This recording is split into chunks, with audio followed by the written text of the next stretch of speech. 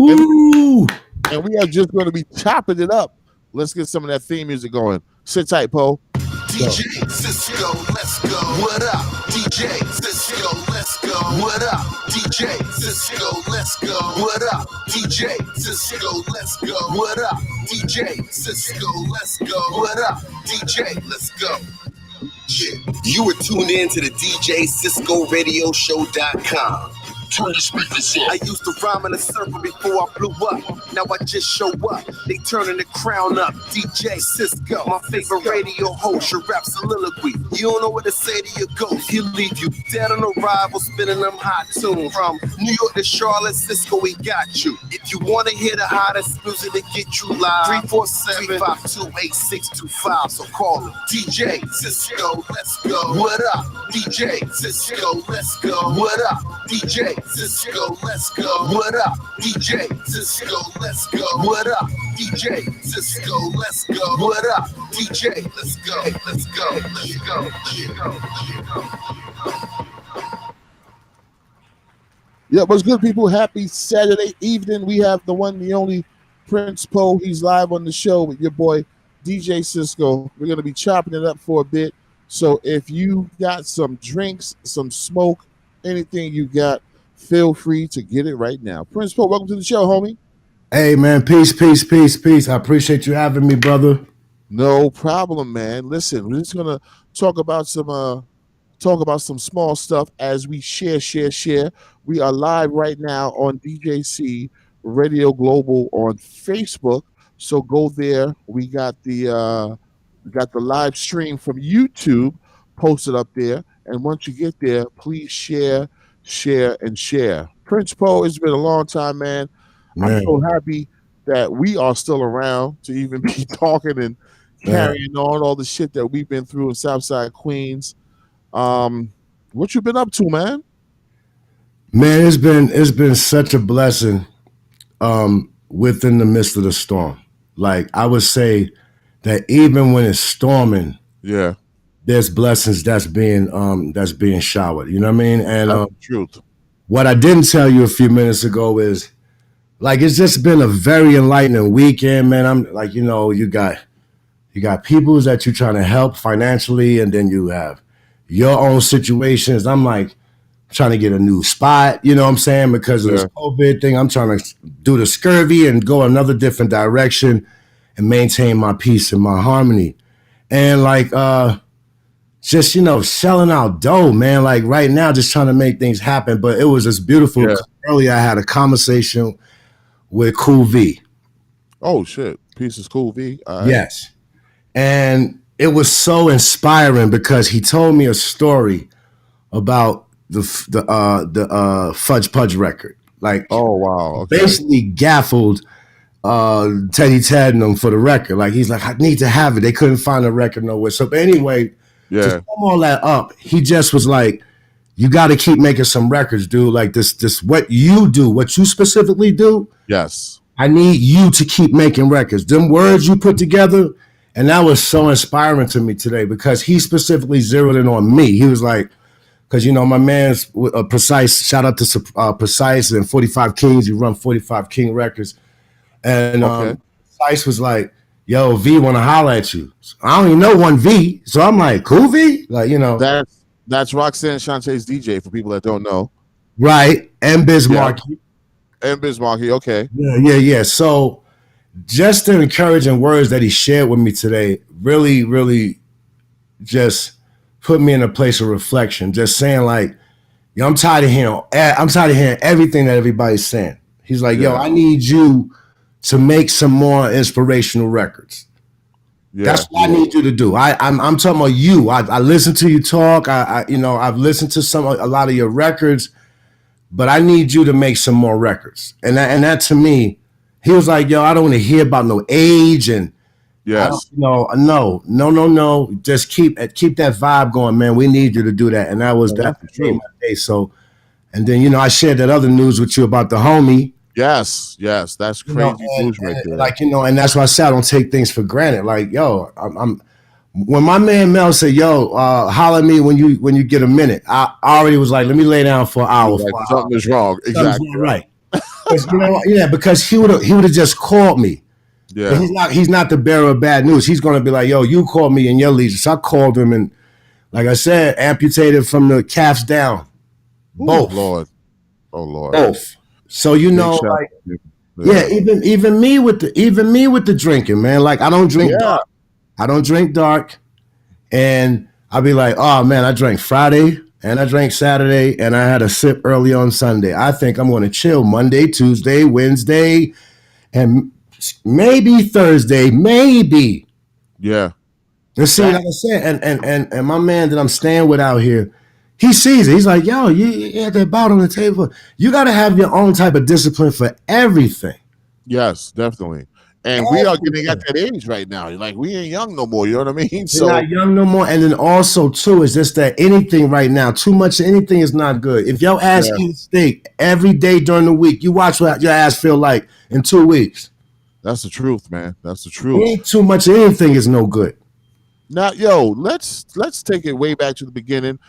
This is Prince Poe from Organized Confusion, one half of the duo Charlie Punch and Prince Poe, legendary rap group, hip hop icons, major contributors to the hip hop culture. Word. And he's here on the show. Yo, you are one of my top 5 lyricists, bro. Top 5, hands down. Wow, that's an honor for me because I know I'm not everybody's favorite. Like I don't rhyme about I don't. Yo, that clip I sent you basically like it just made my heart so happy because when I say Prince poetry, like I'm a wordsmith. Yes. I like words. Like I love words. I've been in now since you want to go way back. PS48. That's where me and Monch met at.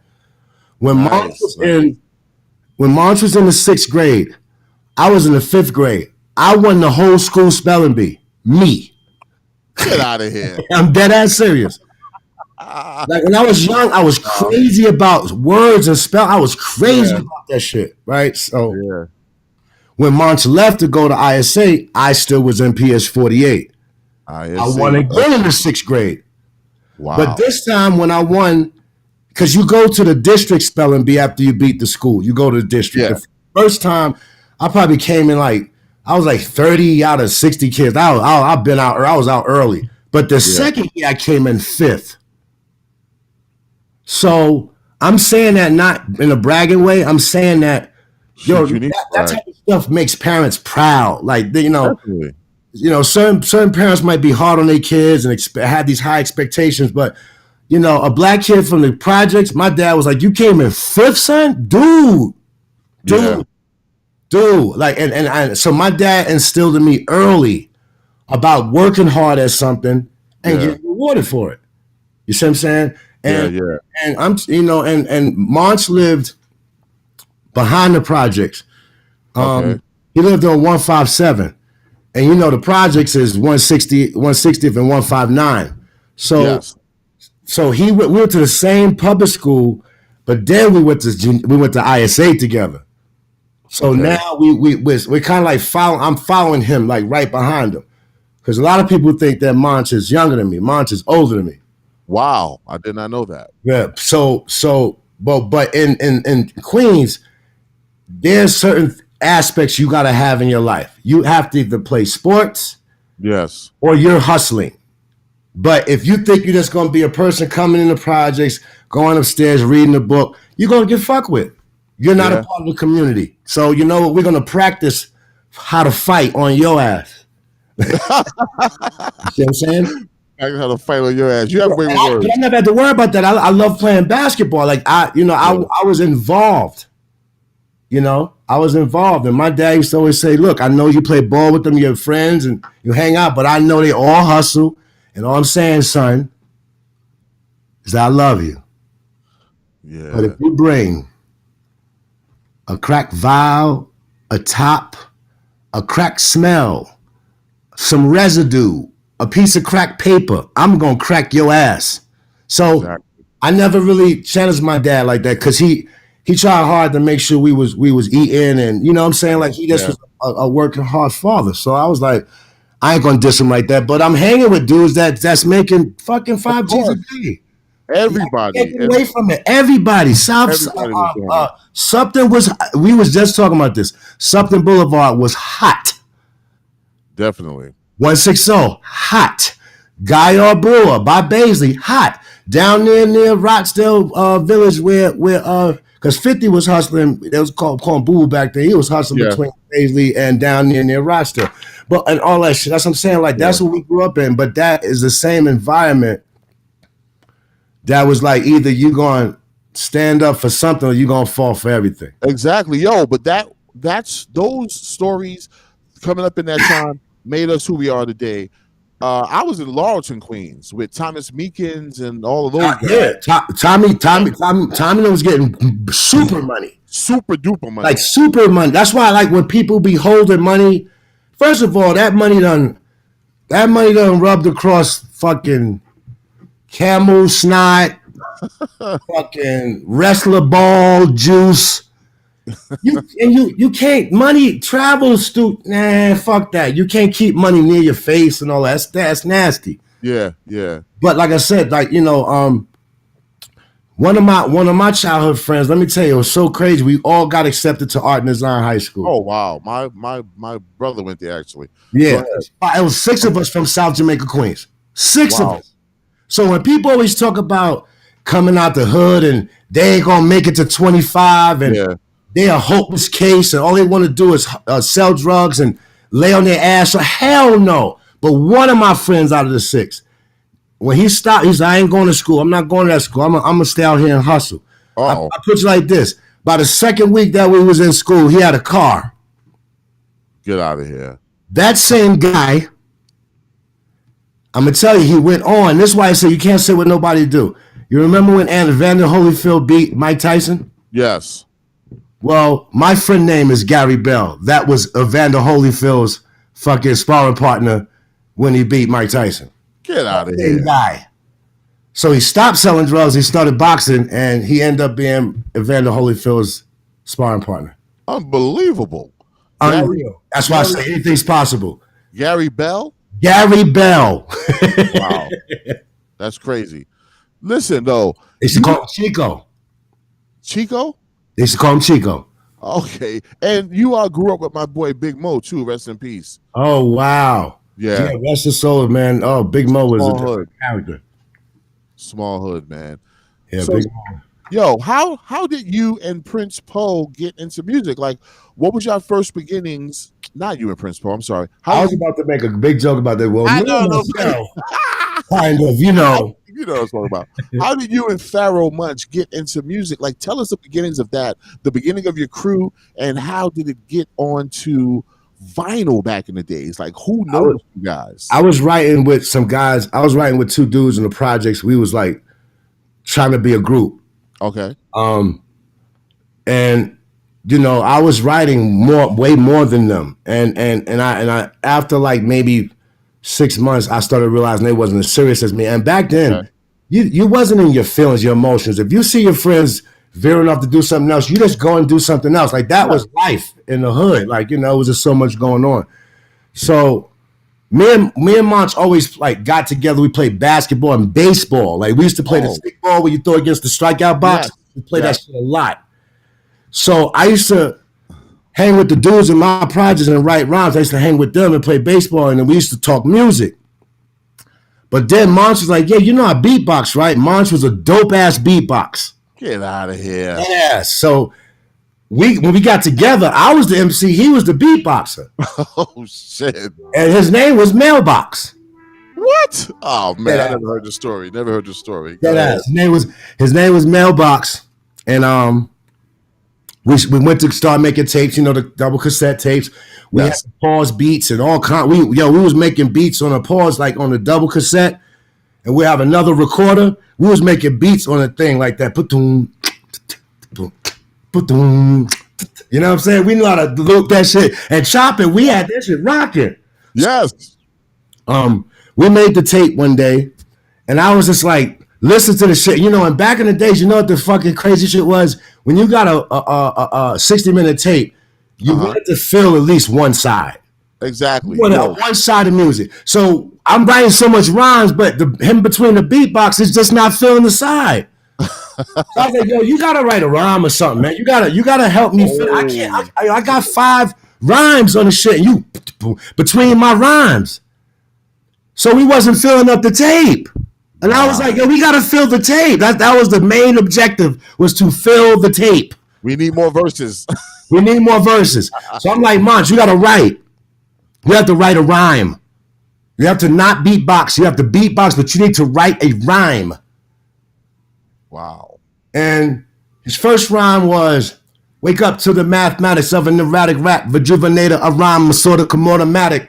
And I was like, good. You're an MC now. Like, that was it. It was sold. There ain't no practice. It was just instantly. Yeah. Like first of all, I'm gonna tell you that us being artists, like, you know, Monch was more into illustration. I was more into computer graphics and advertising.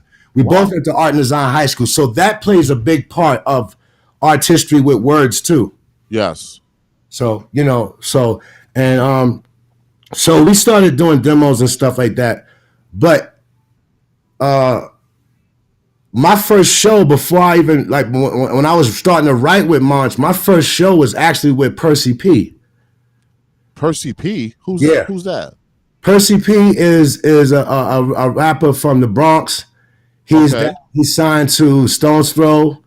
He's known for being the guy that be standing in front of Fat Beats on 8th and 6th, and he sold the most CDs and tapes hand in hand than probably anybody in the whole industry. Really? He's known for standing out in front of Fat Beats and selling his music. And not in the last 2 years, but he went to LA doing that shit, and he bombarded LA too. Like, he's a wordsmith. Yeah. Yo, I used to always see a dude in the front of Fat Beats on 6th Avenue. I wonder if that's him. Yeah, he used to wear kufi sometimes. Yes. That's Percy P. Oh, hood, man. Okay, go ahead. Now, look, Percy P is in the same area with Lord Finesse. Like, Percy P and Lord Finesse used to like rhyme spar. Yeah, yeah. So okay. Who also went to art and design? Kwame. Wow. Flex. Yep. Flex from 101, the TV show. Oh, wow. Okay. Hey, do you remember the entry to get into art and design? Because my brother took the test and he had to draw a comb, a hand, and some other shit. Do you remember what you had to draw to get in? I don't remember what I had to draw to get in, but I did get word, don't put a lot of graffiti in it. Yes. Yeah, okay. Put some artwork in it. Don't just be over there doing pieces. I was like, yeah. So, my thing was characters, face expressions and stuff. So I think that my thing had like buildings. I would draw like buildings and put them in 3D perspectives, and I passed the test. I was grateful for that. All right, so getting back to you and Pharoah Monch in the hood. Pharoah was a beatboxer called the Mailman. You guys had a mailbox, like beatbox, and then you guys had like a 60-minute tape. You were doing the verses, needed some more verses. Pharoah, you got to start rhyming. And then you have it, and his name was Pharoah Monchichi, like the Monchichi doll. Wow, this is crazy. If you look at Monch and you look at when he used to be a little child, he looks like the Monchichi doll. He made himself that. I thought that shit was genius. Yes. I thought the girls were like that. Yeah, yeah.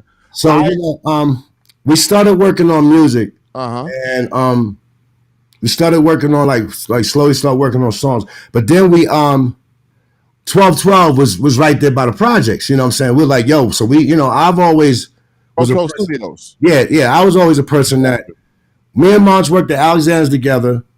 I left Alexander's. I went to another company that used to put lenses in East St. LeBron glasses and Cazelles. Oh shit! And then I left them and I went to the airport. Like, see me, I was the type of person that I used to hang out with my hustler friends, and I used to dabble a little bit, but I was always trying to be their balance, my friends' balance. Like, I got the job, and I get rental cars now. I got a credit card.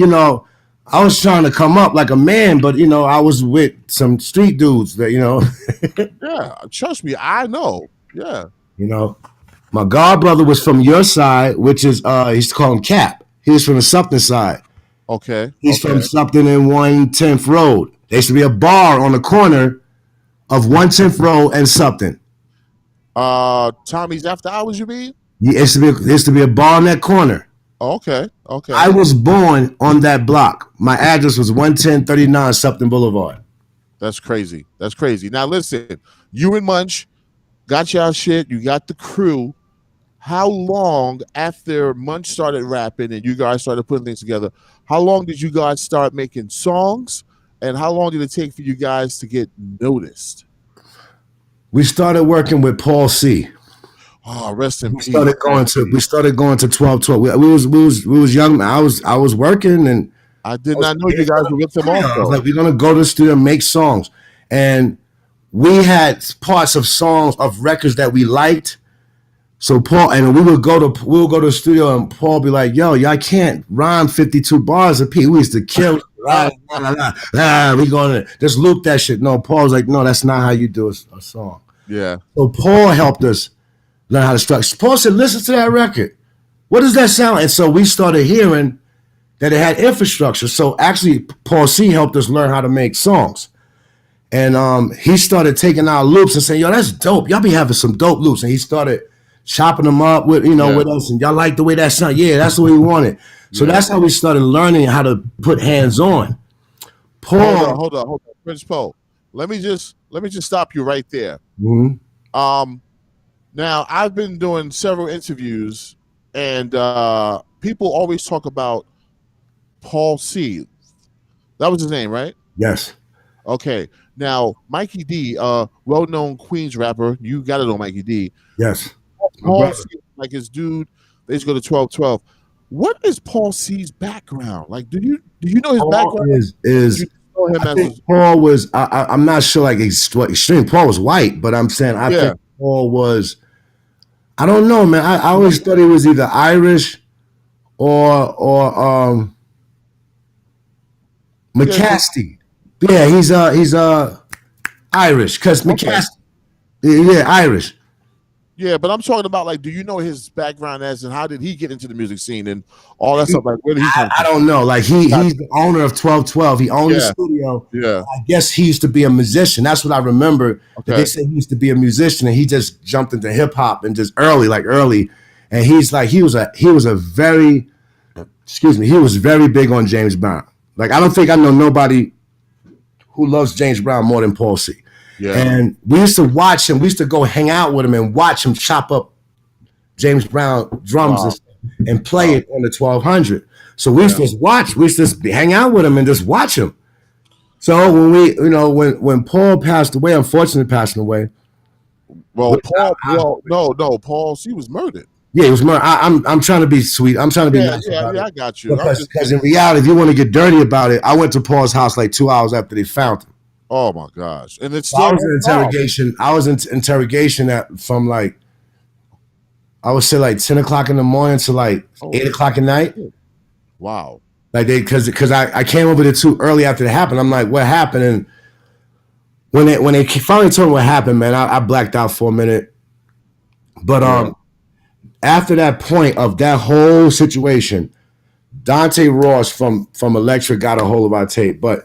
We found more interest in when it went overseas and they got to Russell. Okay. They got to Hollywood Records because Tyrone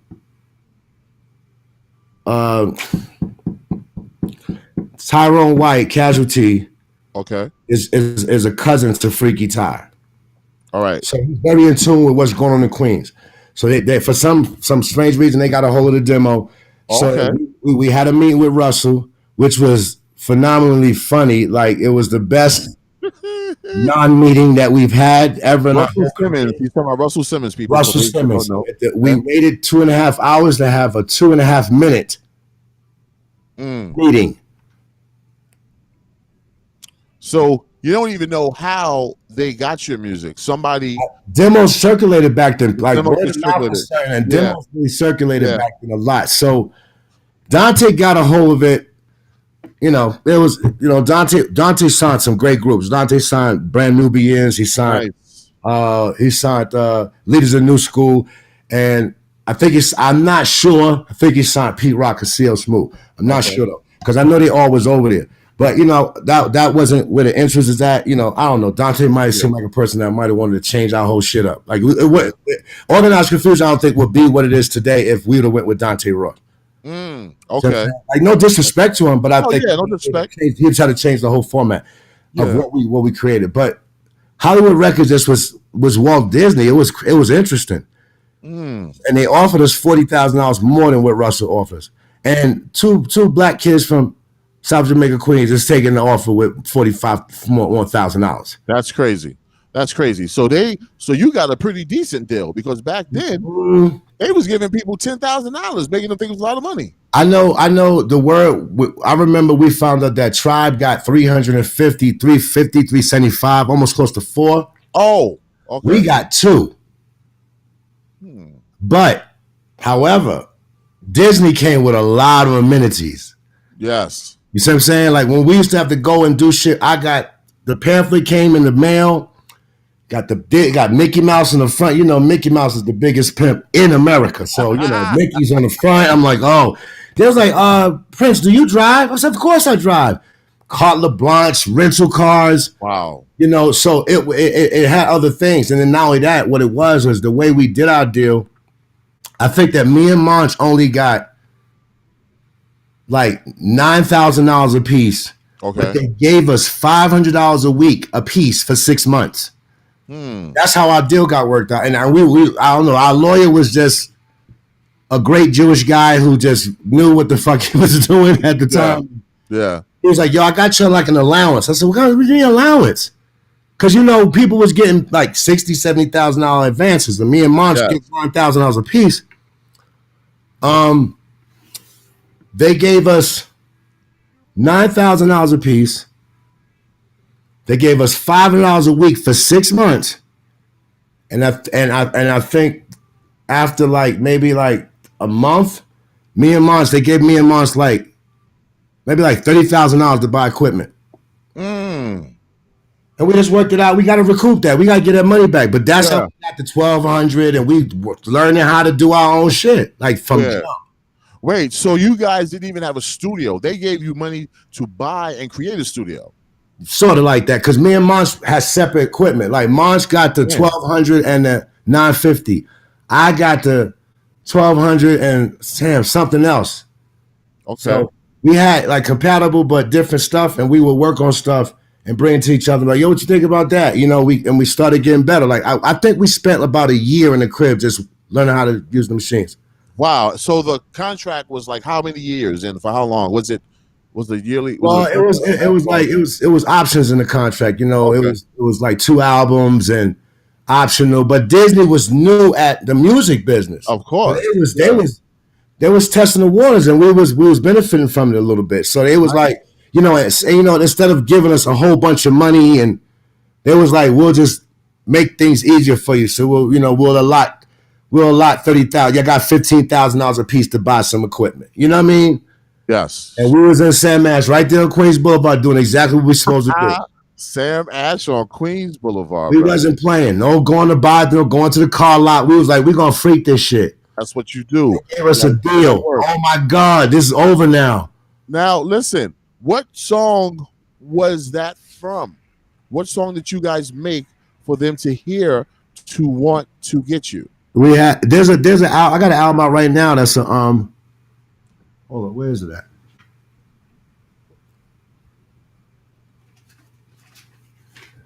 The songs that got us a deal is right here on this vinyl.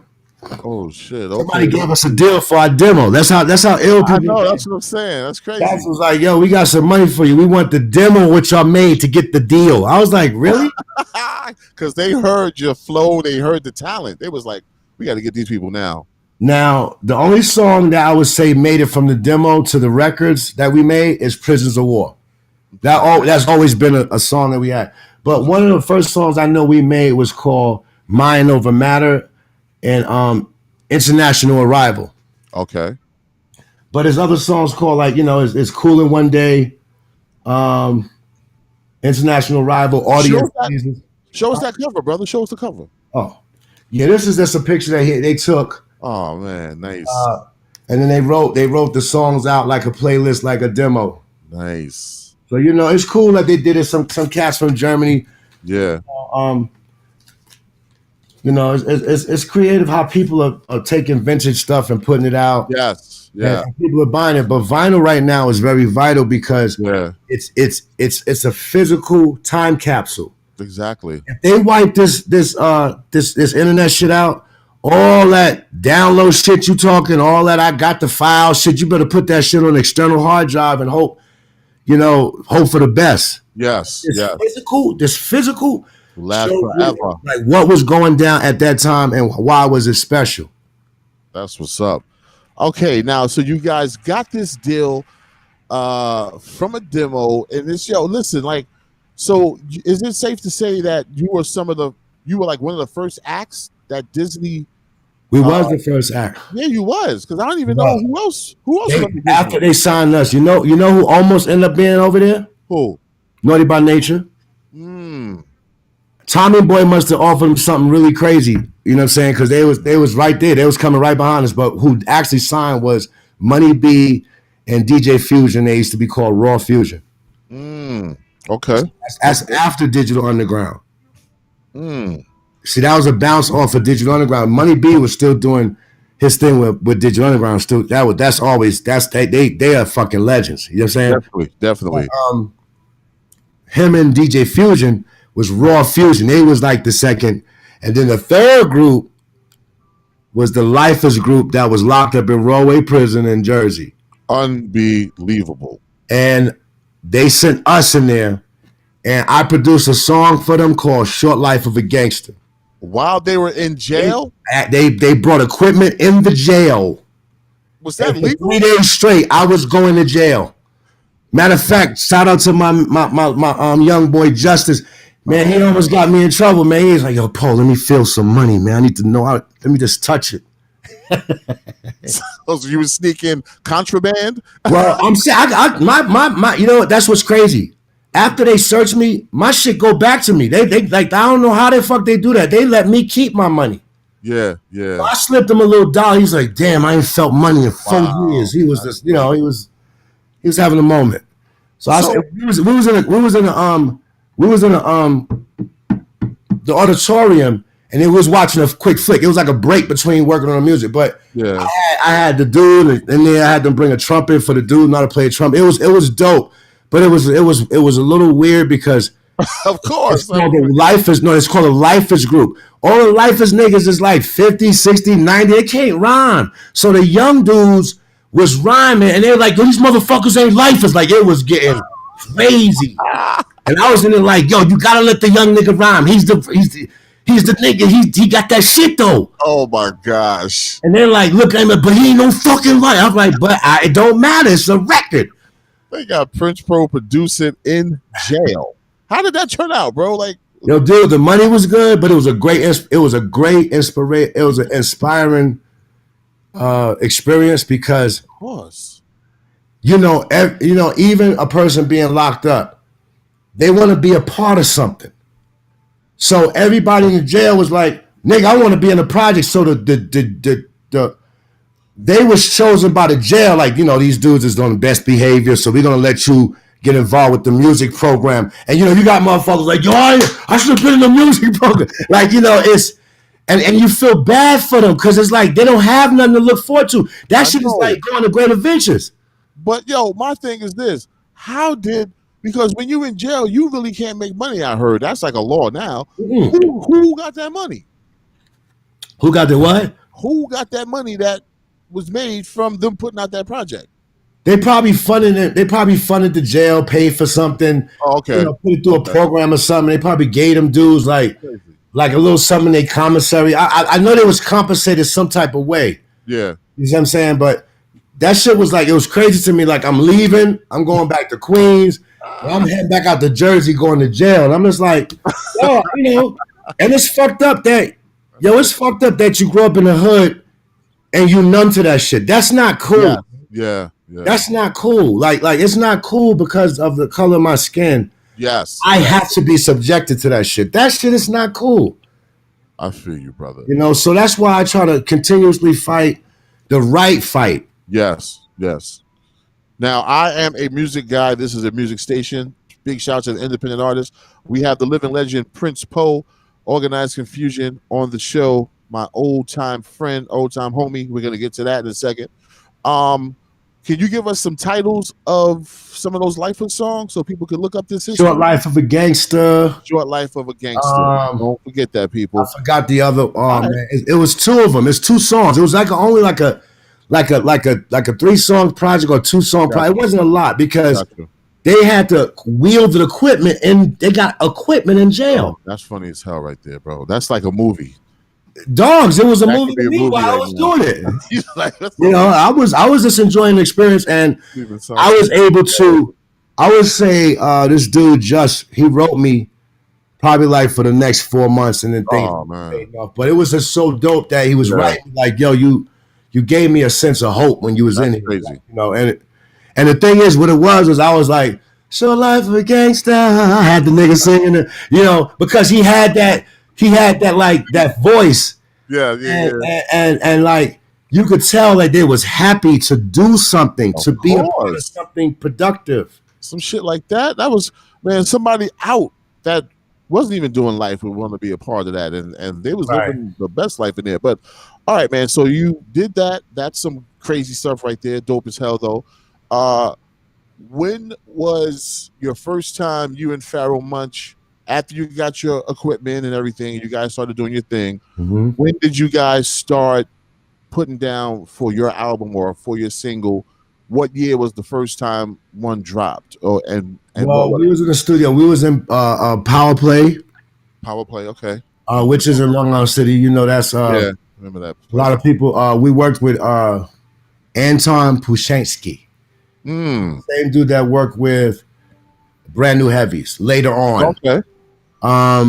So we started working there. We started working at Unique Studios in Manhattan with D. Anthony Johnson.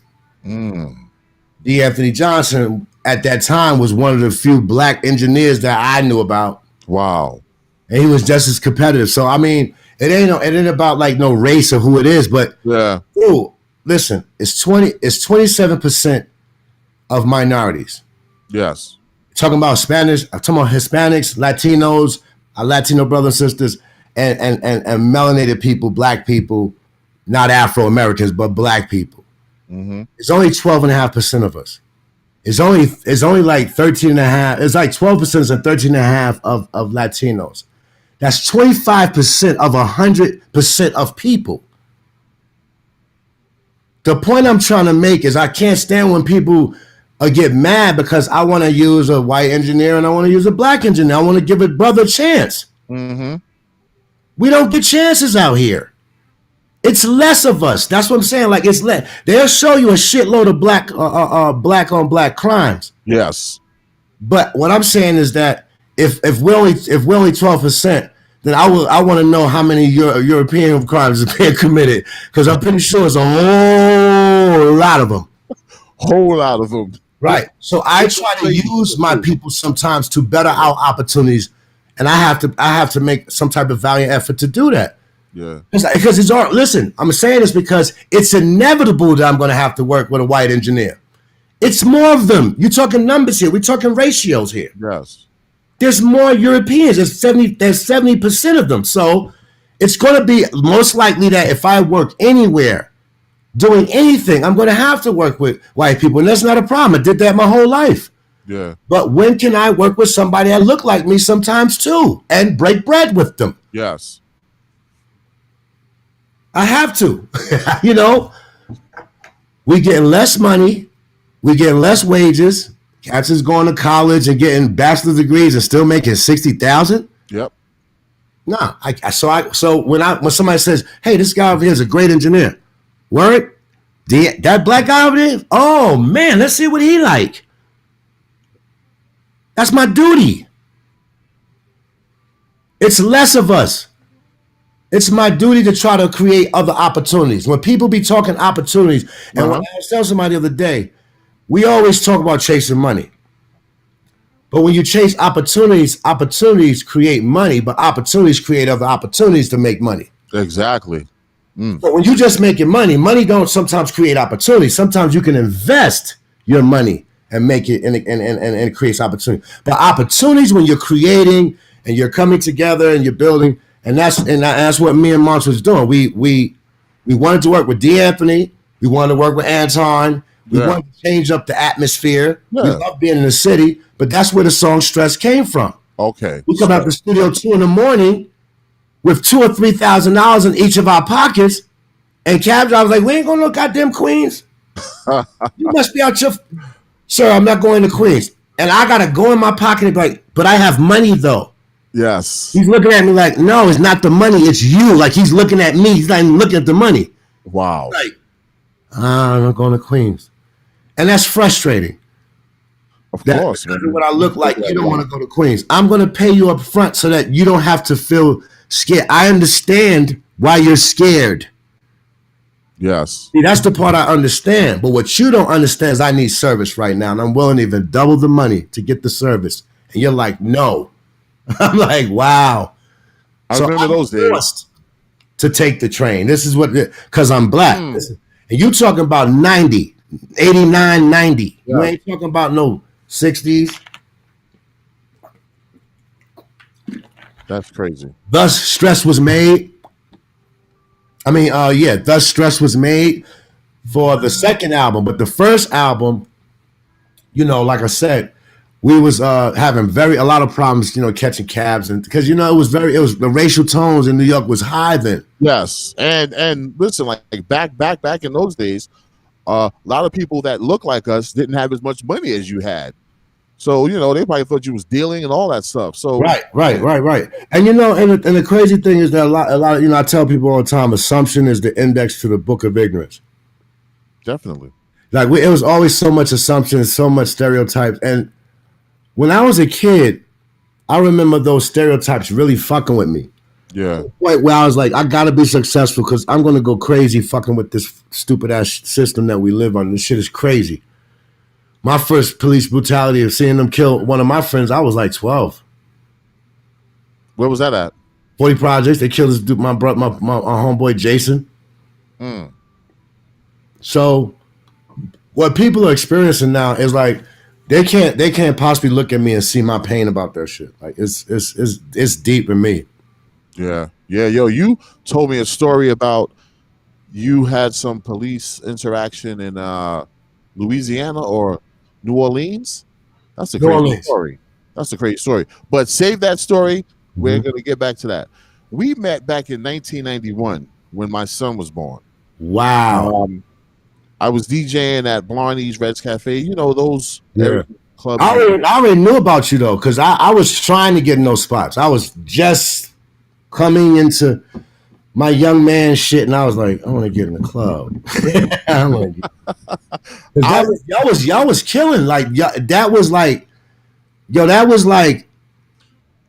what was this joint that was on Merrick Boulevard across the street from the terminal on the corner? Sparkle? No, well, that's the name that it ended up being, but the original name was Encore. Encore. At Long. See, I used to go up as a shorty and just stand outside. I'm outside. Look, knowing I can't get in, I'm just outside like this. Oh, man. Like I'm just there, like, yeah. Me and my friends, like, we can't get in, but we just gonna be here. Wow. And watch people go in and out. We used to see Run DMC and them in there. All the big drug dealers used to pull up with their cars and stuff. Yeah, I was like a fill-in DJ. I wasn't a house DJ there, but I used to do my thing up in there, man. Big shout to Pat Long. Wow. She was a promoter. She used to run it, and then they turned it into Sparkle, and they had this shit next door called Tiny Whiny. We used to hang out at Red's Cafe a lot, though. You and I. Yeah, but then you used to go across the street, right? The Blarney's and the back of Blarney's. I had that shit popping for a couple of years, man. We turned the back into a full-fledged nightclub. It was straight illegal. You talking about back there behind them doors? Behind them doors. Whoa. Yo, you funny. You funny. Them brown doors. 2 brown doors. That was DJ Cisco. Yo, they built a bar back there just for me. People was coming from all over the city just to go to those parties. We were killing them for a few. Crazy. But the owner didn't want to pay for security. Shit got crazy, and we had to shut it down. But that party was well known. I remember You used to come through there sometimes. And how come you didn't want to rock the mic back then? Because I felt like I was still developing. Okay. I don't remember. Yo, sure, I heard you rock. See, It's like, these dudes be rhyming. I'll be like, and then when I hear them sometime, and people sound lackluster to me yes. because they didn't study. They're chasing. They want to be acknowledged and validated faster than mastering their craft and having a love and a passion for like, damn, that shit was dope. What I just said, yo, that shit sound dope. That shit fit good with it, like, you know, and you becoming this orchestra. You're telling your story. You're trying to make a point, you know, and MCing was like a royalty to me. Yes. You know, so when Dada Rock and Spank G and the Chili D and Divine and all, like, you know, with the Boss Crew. Yes. And I used to be on the mic, and I used to remember they used to be like Chili D, what you got for me? And old Mac, and it was demanding. The crowd was like, oh, and I was like, if I don't get them like that, it's gonna be bad. That's a bad look if you can't get them like that. Yeah, yeah. So they just like, show you, no, I ain't finished developing yet. I'm making dope songs, but I'm making dope stuff, but I ain't ready yet. So when I first started rocking, like I used to freestyle at Red's Cafe sometime, but at that time our demo was already circulating. I'm already like more just solid, you know. Yeah, yeah. You know, it's different, man. Like I be hearing somebody sent me some remixes, man, and the thing is, when I listen to stuff, I could tell people why it's not good. Yeah. And a lot of times people say, oh, it's not your style. Nobody said it was for me. Music has a certain fit. Mm-hmm. Whether you're trying to do jazz, whether you're trying to do something that's more rock oriented and it's more aggressive, it's still got rules and guidelines in between that. Yes. A lot of times I'm like, yo, dude, the bass line's up. Oh, no, this is not an organized beat. What? I'm talking about your fucked up ass bass line. Oh, man. It's crazy. Platypus head ass motherfucker. Structure and elements. So a dude sent me a remix of Straight Bullet, which don't mess with that song unless look at the title, Straight Bullet. Okay, you want to be progressive in it. You want people to be like, that's crazy. Yo, the bullet's still going. You want to be convictional when you get people. And when people hear music like that, they be like, oh my God. And they also take the topic of what we're talking about that serious. Yeah.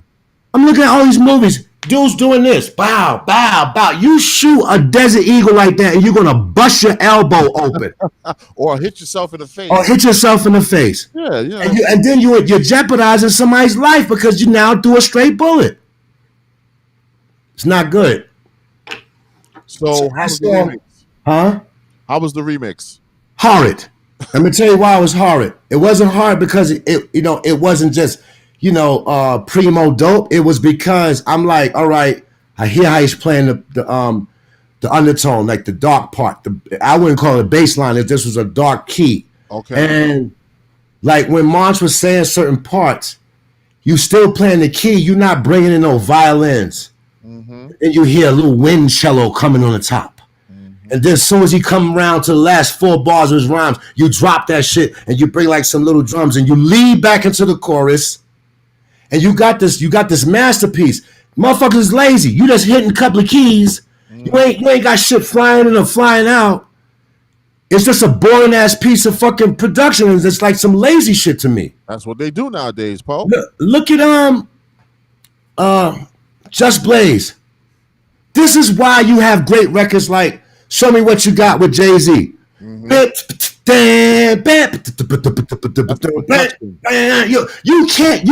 see those type of records you can't get away from. If you got any type of soul and spirit in you, that record grabs you. And that's the type of music that I like to make. And that's the reason why you got those type of songs. So, and the time he was whoa. And said the thing, he was whoa. And ding, ding, you know, convictional. That's man. Listen, that's when music was put together like any other piece of music. That's when hip hop was put together like a classical masterpiece. Right. Now right. they're just doing beats and rhyming, like everything. So it's supposed to be called Straight Bullet Remix, and I'm listening. I want to hear, you know, do something different. Have a sound like a bullet's going by, and have the drums flip out, and you're supposed to have people like, oh, Yeah. you have to go, oh, not no, yo, that's a dope remix. That's all right. That's okay. That's nice. Who was a producer? Some dude named Medicine or something. But see, that's another thing too. When you start going out your way to have these titles, like, Live up to the it. electrical robot funk monkey, like like, and when you do that, be the electrical funk monkey, but you're supposed to be but you're supposed to be the electrical funk monkey. You worried about people. You worried about people acknowledging you instead of people being intrigued about you. Exactly. And who's this funk monkey dude? Just like Anderson .Paak. When he came out, people was like, I want to see him perform. I hear about this guy. Yes. He plays the drums. And raps at the same time. So people's like, I want to see that. Wow. Listen. You know, and you gotta be, and he's convictional. He's like, and he's getting it in. You gotta love him. You gotta respect him for that. That's great music. Yeah. Anderson .Paak. Who's the other guy? Chance the Rapper. All those dudes. I think Anderson and Chance need to do a collab because they kind of remind me of each other.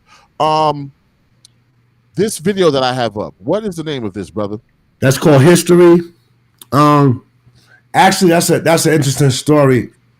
I always say that every day you write in your history, even if you have like a thought like that came across and was a good idea, like, every day you write in your history. And another thing too is like I made that song because it's like, yo, they old heads, he an old rapper, or like I'm finding a lot of people who's 40 years old, like, yo, what up, big bro? Dude, you're not 15. Stop calling me big bro. Yo, I get it all the time. Yo, what's up, big bro? Like, dude, you're 90 and I'm 92. What? Yeah. So History, I wanted to, when Chris wanted to, the producer, let me hear the beat. It's for his album. Okay. I was like, this is progressive, but I need to write something different because everybody was really going back to the grimy shit. Like even Monch was like, yo, man, all this shit you've been doing is dope, man. I'm just in a darker place than you. Like, Monch's stuff is more darker. And I was just like, I'm going to be back there soon too, but I got to ride this wave that I'm like, I'm trying to get away from him. I'm just trying to become a better person. I'm trying to get away from everybody's negative shit because I found myself helping a lot of people, but the people I'm helping are in a dark place. And I can't pull you out of a dark place, but you're not going to darken my shit. That shit can rub off on you, bro. Exactly. But then a lot of times, sis, you would be surprised how many people have not been in tune with me during my career. They just know me from Queens and, no, I'm 3.5 passports deep. Like I don't talk to a lot of wise people in the world. Listen, I don't mean to cut you off, but that's what I know you for. Like, I could be going through some shit, right? And either I will call you or you will end up calling me. I will tell you about what's going on, and then you'll say something that's so true and simple that simplifies it. I'm like, damn, he's right. Let me get out this funk. You paid your dues, man. See, let me get out this funk. Yo, you paid your dues, right? And we at a point in our life now where the dues we pay is supposed to start rewarding us. We just got to slow ourselves down. Yes. We got to get our own way. You see what I'm saying? And I'm talking about like your name was on flyers for parties. Dude, I was trying to get in parties. Big shout to Red and Willie Keys and remember the print shop on the corner? Yes, sir. The white guy with the glasses. Yo. Big shout out to him. Rest in peace. I think he passed away. Yeah. That print shop. They used to do my name and banners and flyers, put them up. Big shout out to those people. And back then, yo, DJs was respect. DJs was the beginning of hip hop. That was hip hop. DJing. Yes. DJ. Yes. Yo, Cypher Sounds, Enki's Crew, Boss Crew, Grandmaster Vic, Disco Twins, Rolls Royce. Rolls Royce. Yeah, I gotta give him a you gotta give a shout out to my brother Rolls Royce. I'm sorry, Royce. He killed me. He was the first DJ at Reds. Rolls Royce is nice, man. Y'all dudes was the epicenter of partying. Yes. Back then it was opposite. If you stood in the wall too long, you were looked at funny. Rest in peace. Dude, is he gay or something? Like, exactly. You had to dance, you had to be involved. Rest in peace, Gary B. Rest in peace. Oh, wow. Ooh, man, those were the days, bro. Jesus Christ. We used to have a ball, man. Damn. Anyway, listen, we're going to talk about you, Pharaoh Munch, but let's play this video first, all right? History. And it's about every day you write in your history. Shout out to Chris 1 and 2. You took it down. No. I'm sorry. I'm going to get you lined him up. Yeah, so the point is that Chris 1 and 2 had this album called Back to One. Okay. He has a few features on it, but he was a real cool dude. And I was like, yo, the song We Got History is dope, but you ain't got no other videos for your album. Your album is basically out. So I was just like, I tell you what, you offer me to play keys on a couple of songs, and what I'll do is I'll pay for the video. Okay. So I took care of video. I took care of the video for history. And I went to, God bless him, salute to my brother Elise Farrell. Thank you, man, for just he did that. Yo, this video is probably one of the best green screen videos. And I'm not saying it because it's mine. Yeah. I'm just saying that because people always say, yo, I do green screen. I do green screen. I'm like, well, is you nice with it though? Yes, exactly. Everybody's trying to sell themselves, but what about the quality of your talent? Exactly. So listen, check it out. I think you did a great job, but everybody's writing their history every day. I just be trying to encourage people to say, look, stop listening to everybody else except for to put that voice in your head, man, and listen to it and write your history every day. This right here is Prince Poe. We live on DJC Radio Global, the number one indie artist support network in the world, and this is his video history. Keep it locked. We'll be right back.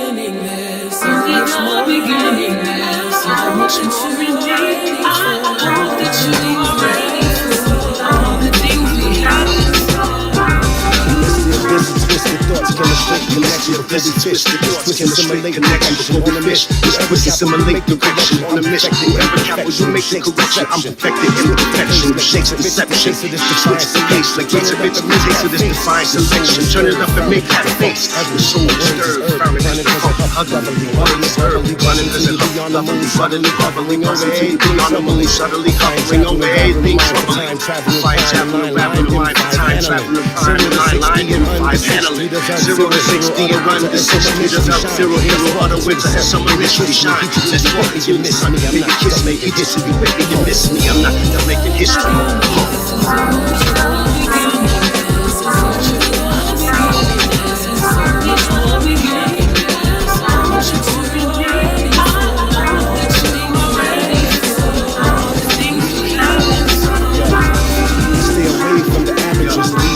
Stay away cultivators, people causing collateral damages. Cultivators, people causing collateral damages. Haters, savages, never visited fuckery. Don't know where it's cannabis, never visited fuckery. Love is the message of this pessimist strategies. Eradicate the show with inspirational confidence. When I say go, I want the realest to step this. When I say go, I want the realest to step this. We on one tonight, but act like you know. We on one tonight, but act like you know. Check my references, word, mother, brother, we on some other shit. Ladies, please pardon my gunners for all the recklessness. Ice bears like is right here. Since love is a battlefield, they don't like fear. I should bring your name and baby like fear. Principle, Chris, one and two, your favorite like share. This is what you're gonna see. This is so much more bigger than that. So much more all that you deserve, all the things that happen so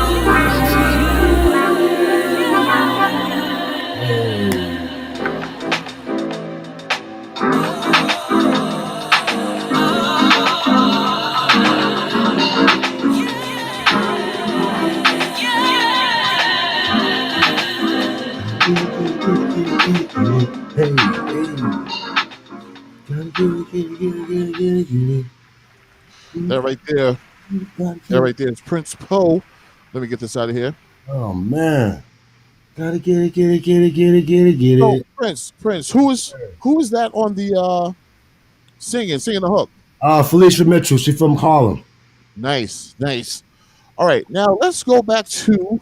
I tried to get in the video, but I think she was down south, like taking care of family. Okay. If I'd have got in the video, I'd have dolled it up even more than that. But like, you know, putting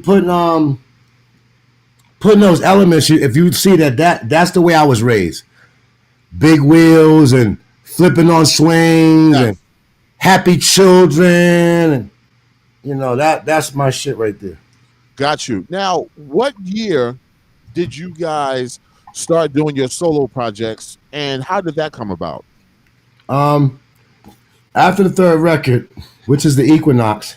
Okay. First album was self-titled Organized Confusion. Got you. Second album was Stress, the Extinction Agenda. And the third album was called The Equinox.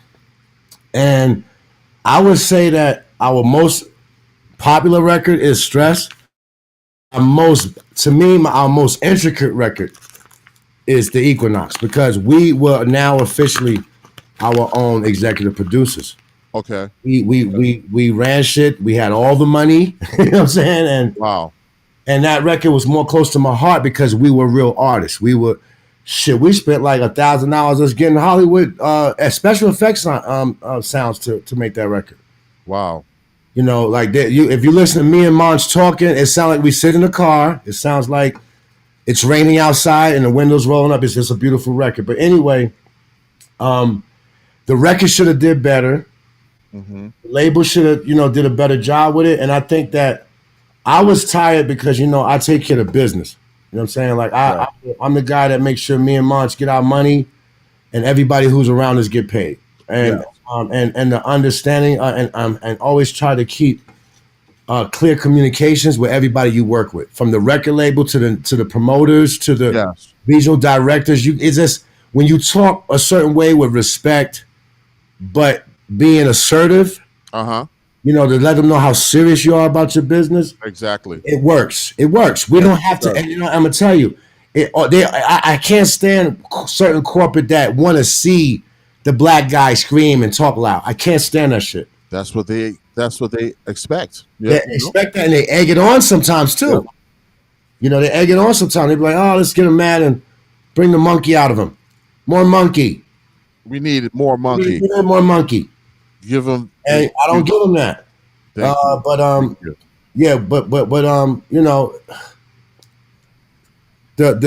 record afterwards, it was like we started fading out of seeing that they wasn't going to really make the record get as far as it's going to be.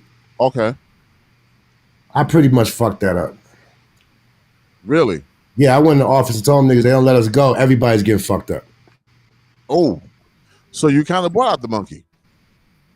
I was like, you're going to get the monkey off my back because y'all not doing the right thing. Y'all got to get the monkey off my back. Y'all not doing the right thing, and I'm not waiting. And I see how y'all respect gangster shit, and I'm not a gangster, but I could do some Southside thugged out shit, and you're going to respect it. So they let us go. And Monch was very, very, very like disappointed in them, and we was disappointed in them. But I was tired because we did a lot of touring, Okay. promoting and stuff. So Monch was like, "Yo, I'm tired of this shit. I want to do my own shit. Yo, I got your blessings to work on a new solo joint." I said, "You man, do your thing, man. Look, we got some money. I'm gonna pay my rent for 6 months, and I'm gonna sit down somewhere." I got you. And Monch went on to start working on solo projects. But then my man hits me up, "Yo, they got this new thing coming out called Cakewalk." I'm like, "What are you talking about?" "Yo, we're gonna start doing beats on computers." I was like, "Hell to the no." Oh wow. So now we're transitioning from doing the samplers and machines to a computer, a mouse, a click. So I'm the most rebellious motherfucker with that shit, right? Yeah. My man was like, "Pete, it's gonna be the new shit. You gotta fuck with it." Yo, I was like, "Nah, man, I ain't fucking with that shit." Now I'm reading about it. It's starting to come up. Motherfuckers is like, "Yo, where is Prince Poe at? He's probably smoking crack. He. I'm laughing like, "Yo, these motherfucking them writers back then when they wanted to get them that accolades, they used to try to diss people sometime. But I had to run up on this dude like, "Dude, listen, I'm not your example for that."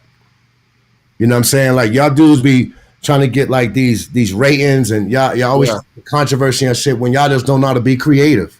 Exactly. Be creative. So Monch said he wanted my blessings. I gave my blessings, and Monch started working on solo shit, and he ended up people knew us, so people was like, "Yo, I think he got some interest over at Raucous. They got a new thing coming called Raucous Records, and the dude is Rupert Murdoch's nephew, and he got money." Wow.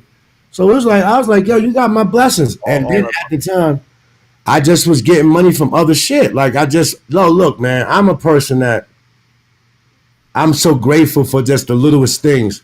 Yeah. You know, and I'm from South Jamaica, Queens. Now, what's funny is you had a lot of brothers like, "Yo, man, what's going on with y'all? Y'all gonna still do music and blah, blah, blah." And I was like, "Man, I got a little bit of bread. I'm gonna chill out. You know, I'm gonna sit down, and because I'm not gonna keep putting out records, and it's not gonna keep being the same excuse of the label's not doing their job, not promoting it." I was like, "Stop making the records. Fuck that. Let's stop making the records. How about that? Till we find somebody who could do their job the right way." Yes. It's my job to make the record. My job is not to sell a record.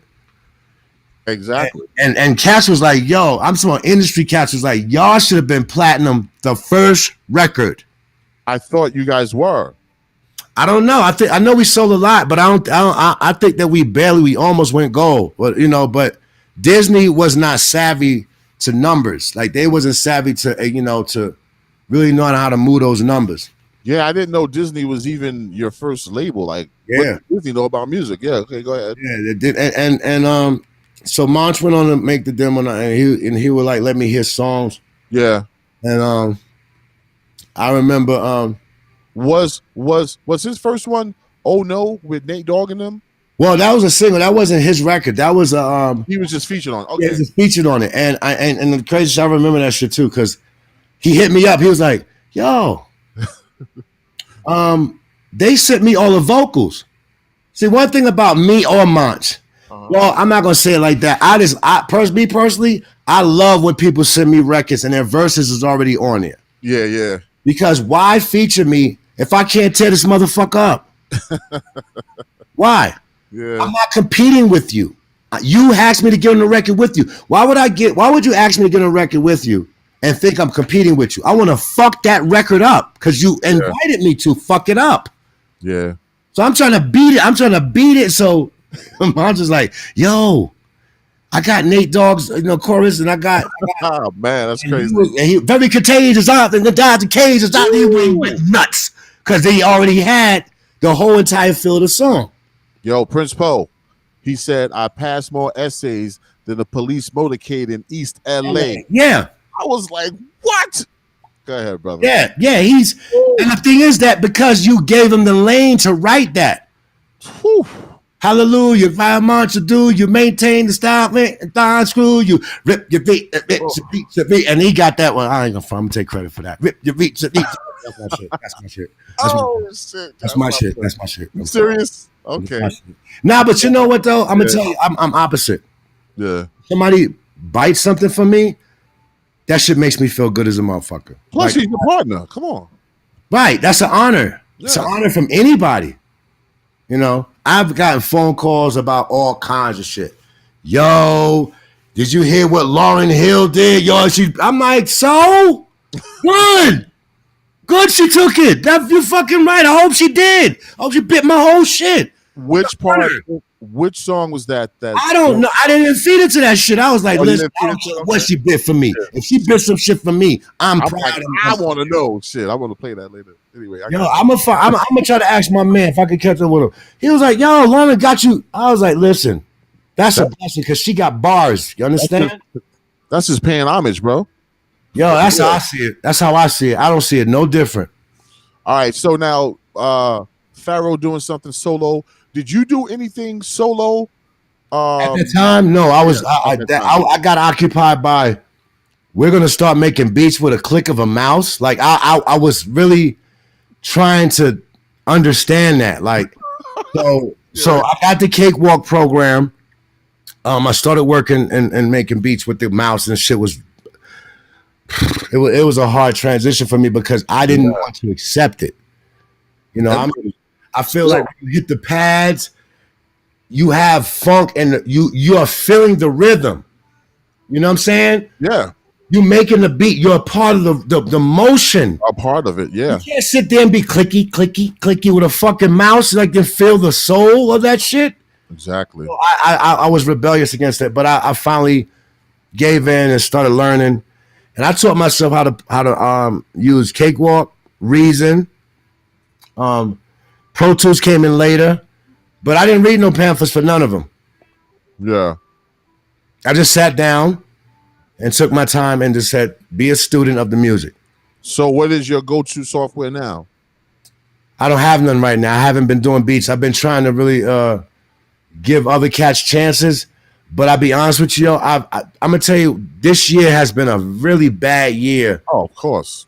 I'm talking about like not just Corona and not just the whole electoral fucking propaganda buffoonery shit, but yeah, like cats, yo, son, can I send you some beats? And I'm just like,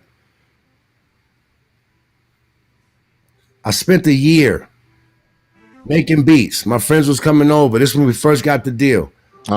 And I developed a relationship. A lot of shit, these cats is not developing relationships with the process. Yeah. You know what I'm saying? And I'm gonna give a jewel right here real quick. When you learn how to make beats, you got to get good at your drums. You got to get good at your timing. You know the drummer is the one that keep the band on time. You got to follow and think about the band when you're making the beat.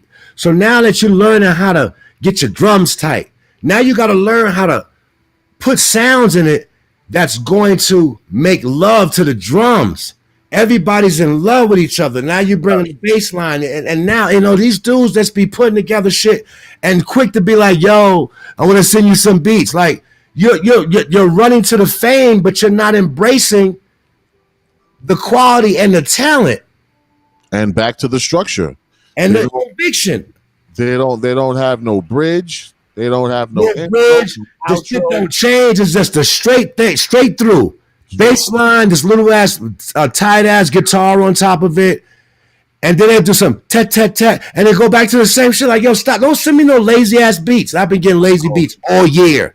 All year. That is not your style. And I know that. So that's why when people send you beats, they got to come correct. Wait till you hear the shit I'm working on.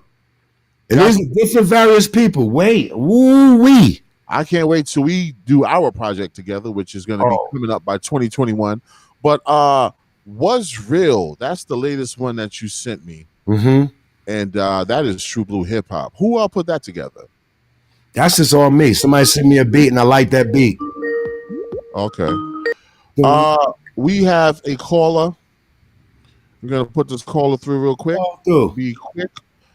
Who we have on the line? Okay, the call went away. And so did my man Prince Poe. For those of you tuned in, we are rocking with Prince Poe. I know you're here, brother. Hold on, let's see what happens again. For those of you tuned in, this is DJC Radio Global. I would like to apologize to my radio station listeners. when we play videos, you guys cannot hear the music. I just figured out. So when we play a video, just sit tight and like we'll talk behind the scenes. Welcome to the show. Hey, what's going on, DJ Cisco? What's good? Is this Sedan, the God of Sound? Sedan, the God of Sound. What's up, Mr. Prince Poe? Hey, look, Sedan, man, what's good with you, brother, man? I can't hear Prince Poe, but that's cool. I just wanted to say that I love y'all conversation y'all are having, and it's good to hear a real MC talking about writing and music. And I'm still stuck in the old age too. I haven't been trying to do anything new with the Pro Tools or nothing of that. I still want to work with regular instruments. Right. And the crazy thing is that you can feel it. Yeah, definitely. So Champagne, Sedan, can you hear him? I cannot hear him at all. I'm listening to my speaker. Oh, okay. Right. Yeah. So Prince Poe, answer that for him. No, I was saying that that's what's important, man, is like sticking to the elements that make you feel comfortable to make music. Like Sedan, you know, we like the same music. We basically from the same stomping grounds, running around. And the thing is that we're our own worst critics, and then now we live in an over-criticizing world now. And that's because the people are hurting. So then, you know, when somebody hurt, they say, you know, hurt people hurt people. Yeah, hurt people. So, you know, hurt people. So now it's like, oh, what's up, old man? Oh, what's up, this, that, and the other. Everybody's looking for something to criticize. Yeah. Nobody's looking for happiness and harmony. You know, and I could tell that, you know, and now that we got our fucking face covered, now we're really out of tune with harmony and good morning. Yeah, that's a whole nother story. That's it. Motherfuckers is walking around scared to death that everybody's eyes look like this. Like, what the fuck are you scared about? You know, sis, what you drinking, man? What you sipping on? I'm sipping on some brown liquor right now. That's what's up. Ginger ale. See? And it looks smooth. It look real smooth. Yeah, it tastes smooth too. So Sedan, I'm sorry that you can't hear Prince Poe, but thank you for the question, and we're gonna get back to the interview. All right, brother?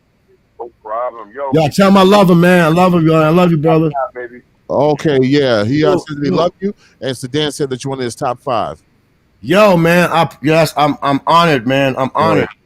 I ain't expect to make nobody top 5. All right, Sedan, peace. Peace.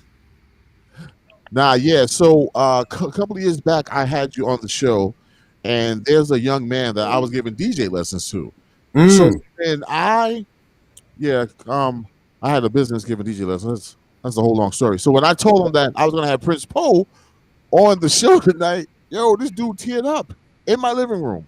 Really? Like, you mean Prince Poe from Organized Confusion?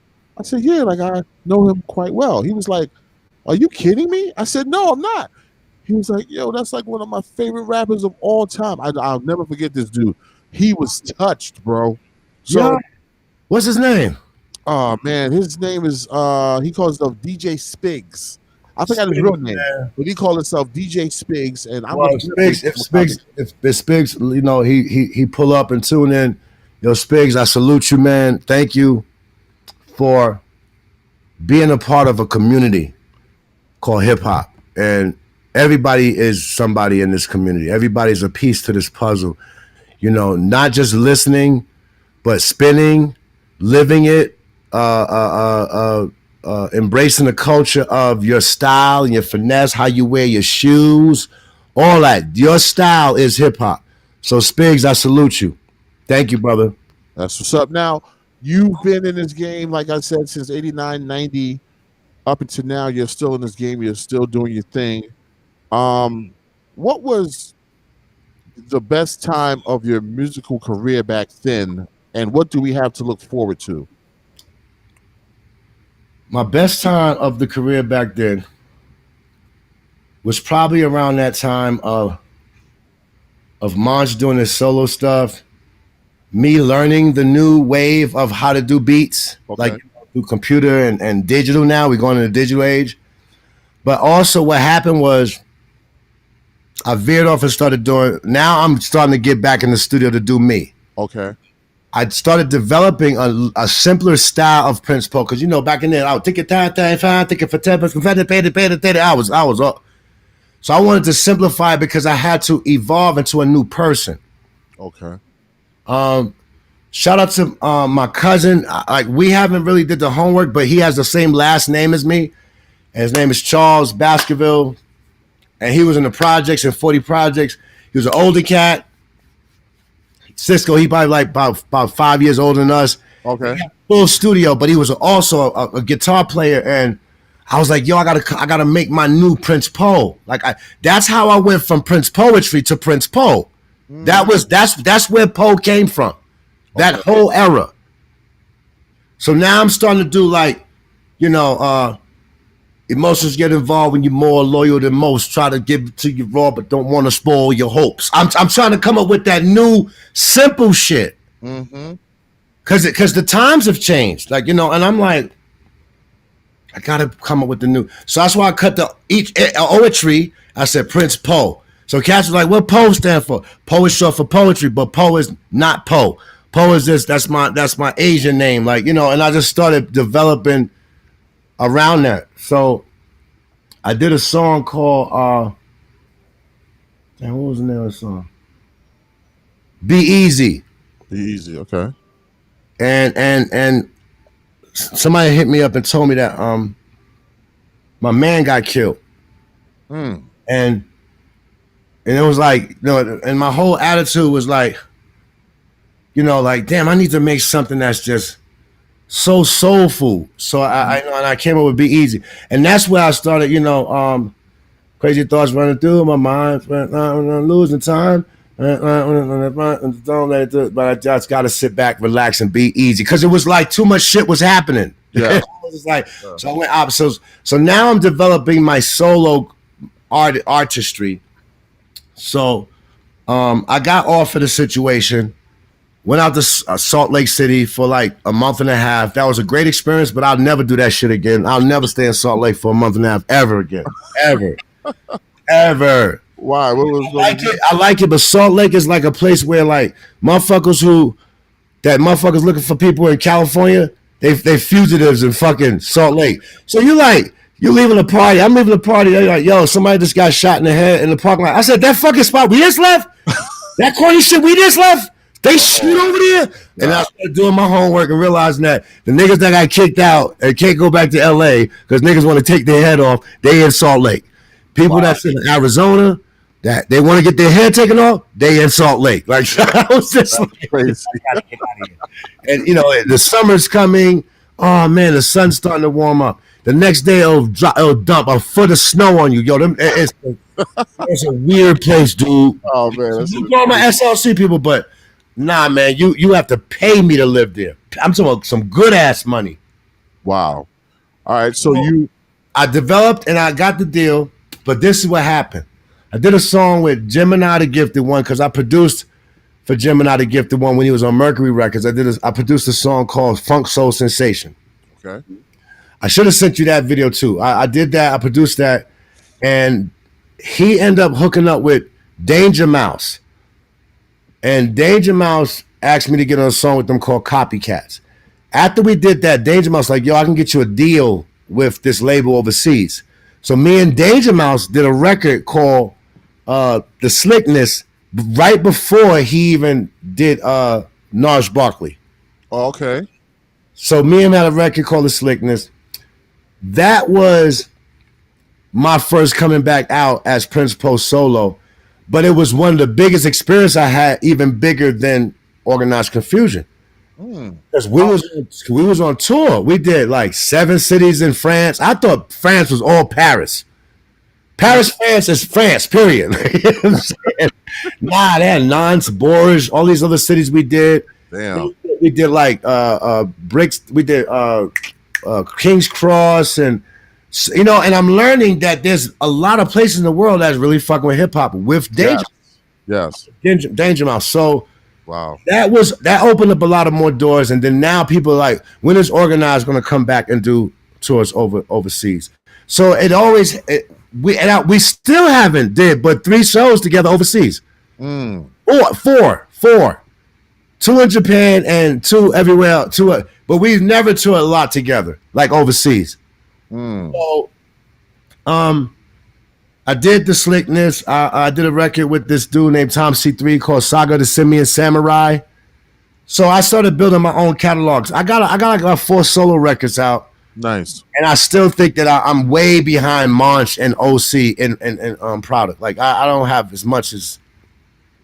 So a lot of times when people be like, "Oh, Organized Confusion, Pharoah Monch is the best," that's my partner. That's my brother. I love him. I want him to be the best.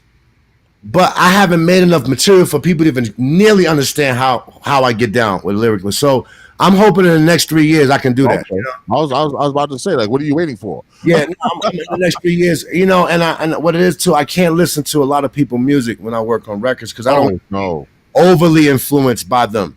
Where I'm saying something that they said, I don't do that. I'm from that era. We don't do no biting. Bro, when I was a real good DJ, because this radio stuff made me lazy, I ain't gonna front. But when I was a real good DJ, I didn't listen to the radio.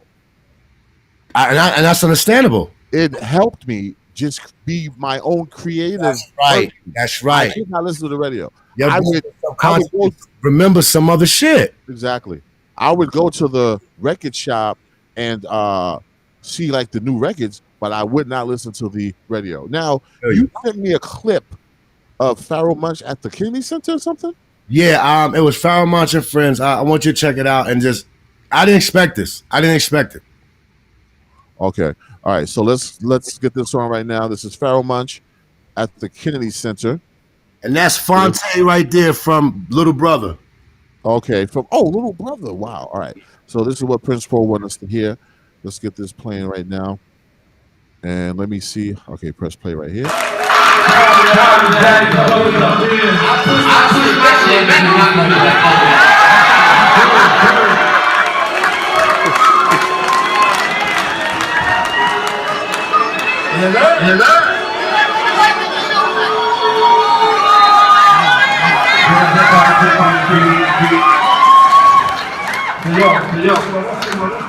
I want to talk about truth. Like I said, the truth is, man, I want people to have to be in the city for once before. We went to high school together, and we lived in the city. But the truth is, you know, when I was working on this album, I felt it was built for different audiences than it went to. The truth is, I never thought I would be here 20 years later at the Kennedy Center.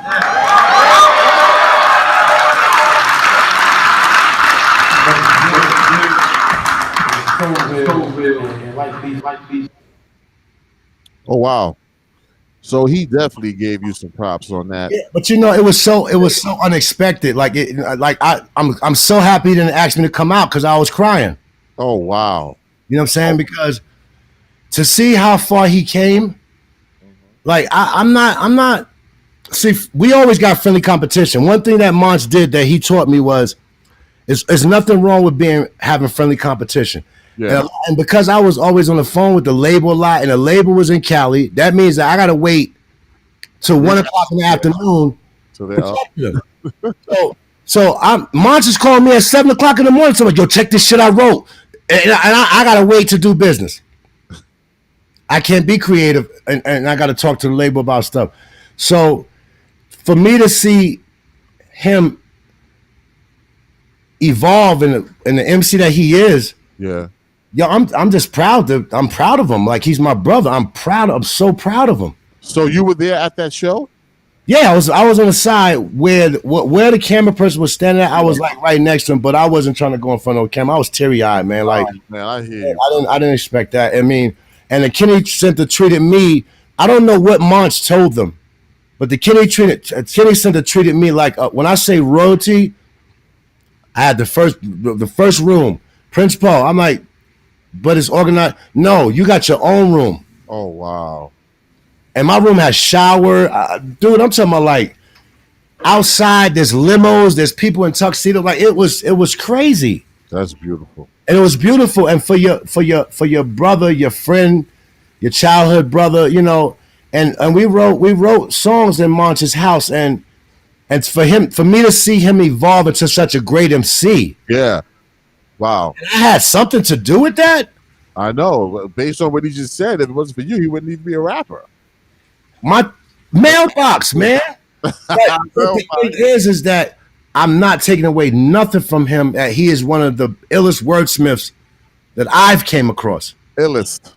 One of the illest wordsmiths that I came across. I know that Eminem was like, Organized Confusion is one of the best to ever do it. Jaguar Rice said the same thing, and I am humbled.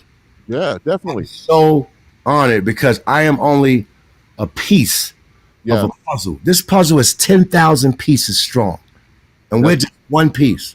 Yo, Poe, listen. You sent me a new joint, Was Real, and I love that track. Tell us about that. What's Real is like, because it was starting to come to where like the internet started giving people more independent power. I like the fact that family can talk from all different parts of the world at the same time, but it started giving people power towards their ego as well. People started feeling like I need to voice my opinion, like I need to be recognized, I need to be acknowledged. So What's Real was influenced by like, you talking shit, but you probably a nerd with knockoff kicks and shit like that, because it's true. Because I don't want to argue with nobody because I don't have the hurt in me to want to hurt somebody else. Yeah. When I hurt, I stay quiet. When I'm in pain, I'm silent because I shouldn't have to disturb somebody else's groove because my groove is fucked up. Definitely. That's where it came from. Who did this beat, man? This sample is ill.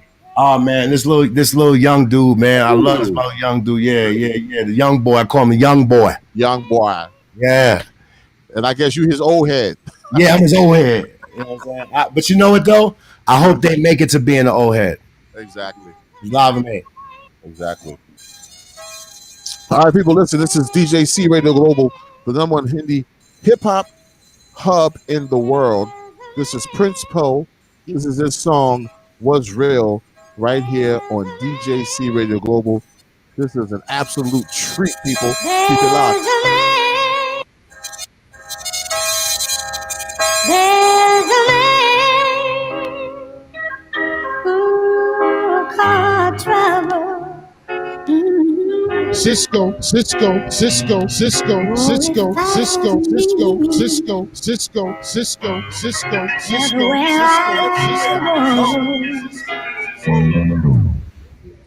Queens block sponsor with the rock lobster grip.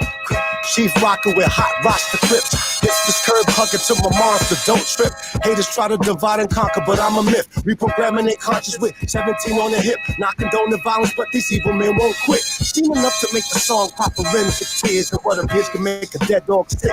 In these mean streets, blood and guts linger. Kids giving crooked cops the fuck finger. Give up, dreamer, cop another stinger. Yo, who got the guns to the hood? That ended up in the hands of the misunderstood. Maniacal militant man drill. Coming through the trenches and landfills, getting it in the best way they could. Artists beating them like horseshoes on anvils. But over here we riding out. No room for tough talk or standstills. What's real? Real is when you stick to your guns. Play your position in the field. Real is trying to get you out of the slums. Real is more money to peel.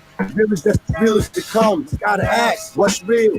Real is when you stick to your guns. Play your position in the field. Real is trying to get you out of the slums. Real is more money to peel. Real is just as real as it comes. Man, I ain't got time to front. I'm trying to maintain. Did the bullshit. Seen the chain gang. Got back on track quick. Chitty bang bang. Queens Express, locomotion, A game. Real is inspiration that's better than the same thing. Even when Jesus rapped, laughing was a gang of lame. Real is said you're not supposed to make the same change. And when motherfuckers move too slow, you change lanes. These cats is 5 minutes like Quaker grits. Instant gratification, impatient as shit. Tough guys behind a Twitter and Facebook profile, but in person it's invented the nerds and knock off kicks. Playing the role of a thug when they pop off six and catch the beef for wit and see it ain't all love. It's a trap, the struggle, not a drug, not a habit that you pick up or to breathe you sweep under the rug. It's a fight, it's a war to protect, love and life. Food, clothing, and shelter, hugging the mic. The herbal medicine, ferritin metaphors, better for veteran Americans than them hallucinogenic sedatives. It's hip hop that feel good, all natural. From the hood to banging in the capital. I'm grade 8 on this record, jungle classical. Turning up then is magical. Mathematics is magical. Cisco, What's Cisco, real? Cisco, Real is when you Cisco, stick to your gun. Play your position in the field. Real is trying to get you out of the slums. Real is no money to peel. Real is just as real as it comes. Gotta ask, what's real? Real is when you stick to your gun. Play your position in the field. Real is trying to get you out of the slums. Real is more money to peel. Real is just as real as it comes. Prince Poe, real, what's real? Yo, that's my banger right there, bro. Real is just as real as it comes. That's oh shit, hold up. Oh damn, let me stop all this back. Okay, gotta get rid of that. Yo, that right there is the ultimate banger. I absolutely love that track. Thank you, man. Thank you. That's what we need more of, man. That sound. I sent you Here We Go too, right? Oh man, I had Here We Go for a couple of years now. Yeah. Here We Go is for everybody. Here we go with this. Here we go with that. Yo, my favorite line in hip and Here We Go is running from 6 cops to flip flops. Here we go. I love that shit right there. Man, so Prince Pope, and is it anything that, because I know you've done thousands of interviews, is it anything that you ever wanted to tell the people in an interview, but you never really spoke about it?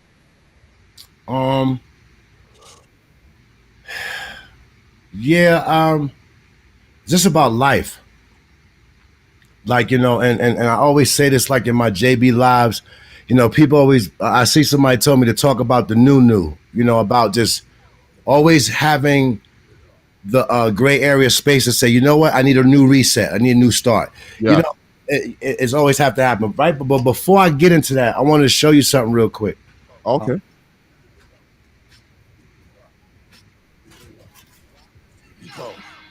Give it up. Give it up. Give it up. Oh, listen, my brother, my brother I work on out here with named Precise. Okay. Actually starting something that's new and super dope, and it's for one of our own very own legends, 45 King. Okay. 45 King has made some of the dopest beats that when you're hopping from Queens on the BQE to fucking Coney Island, you hitting them humps and you scraping your gas tank under the bottom because you hopping. You heard some of those beats on Red Alert and stuff like that. That was DJ 45 King. Wow. I wanted to show you that next week on Black Friday. Ooh. Ass fuck. Yo, listen, I'll be around. Listen, when you're around dope people and you're doing dope shit and they're doing dope shit, the next person doing dope shit, yo, it's so much that starts to happen in your life. A lot of times people don't understand who you around. Yes. So we got this. Wow. Right? And he got the 45 King box set. Oh shit. Right? What's up? And this is the 45 King from back in the day. So you got the fucking immaculate shit. Ooh. With his face on the joint. The fuck out of here. Right? So this is what I'm saying, that when you not only, first of all, you got to work on quality music. You got to make sure it's quality. And then after you work on that, you got to put that down, and then you got to start working on this quality. And working on the presentation. You don't give people just anything. You give them some dope shit. That's some shit you don't even play. You just put that on the wall. Yeah, well, you know what? You get one, you got enough to play. So this is the 45 vinyl. This is and you know, so where did this come from? Huh? Where did all this come from? Like all in-house, right? Where I'm at right now. Get out of here. Wow, that's dope. When you're around greatness, you ain't got no other choice but to find yours. If you don't find it, then shame on you, because God gave you the gift of life. What are you giving them back? Exactly. What are you giving them back? So how can people get that? Black Friday is on. Is his IG is Thick Crates, THICK CR with the number 8S. Thick Crates. Okay. Right. Thick Crates. If they can hit me up, it don't matter. Like I said, if you see it, Thick Crates. Yo, that's like a. You know what? Yo, listen, I got mines. Wait till I get the chocolate brown Air Ones, killing them. Yo, check this out though. How much is something like that? How much the package? So we doing for a limited time. For a limited time. Consult 150. 150, and that comes with what? 100 press.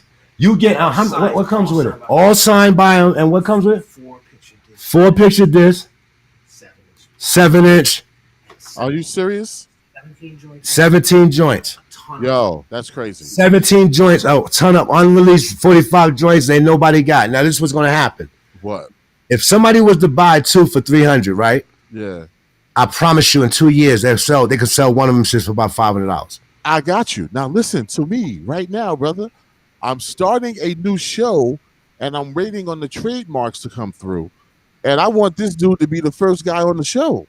Listen, he's there. This is my man. I'm doing a record with him too. Nice. Listen, nice. That's precise, man. Precise. What's good, homie? Hey, what's good? Yo, I got a show coming up that I can't talk about because it's, you know, people be stealing shit. But I'm waiting for the trademarks to come through. I got the website already. And we're gonna, that stuff right there is gonna be what's featured on the show. Let's go. All right. Yo, I'm talking funky stuff. Get my math from Prince. Definitely. Yeah. So yeah, Thick Crates, THICKCR, the number 8S.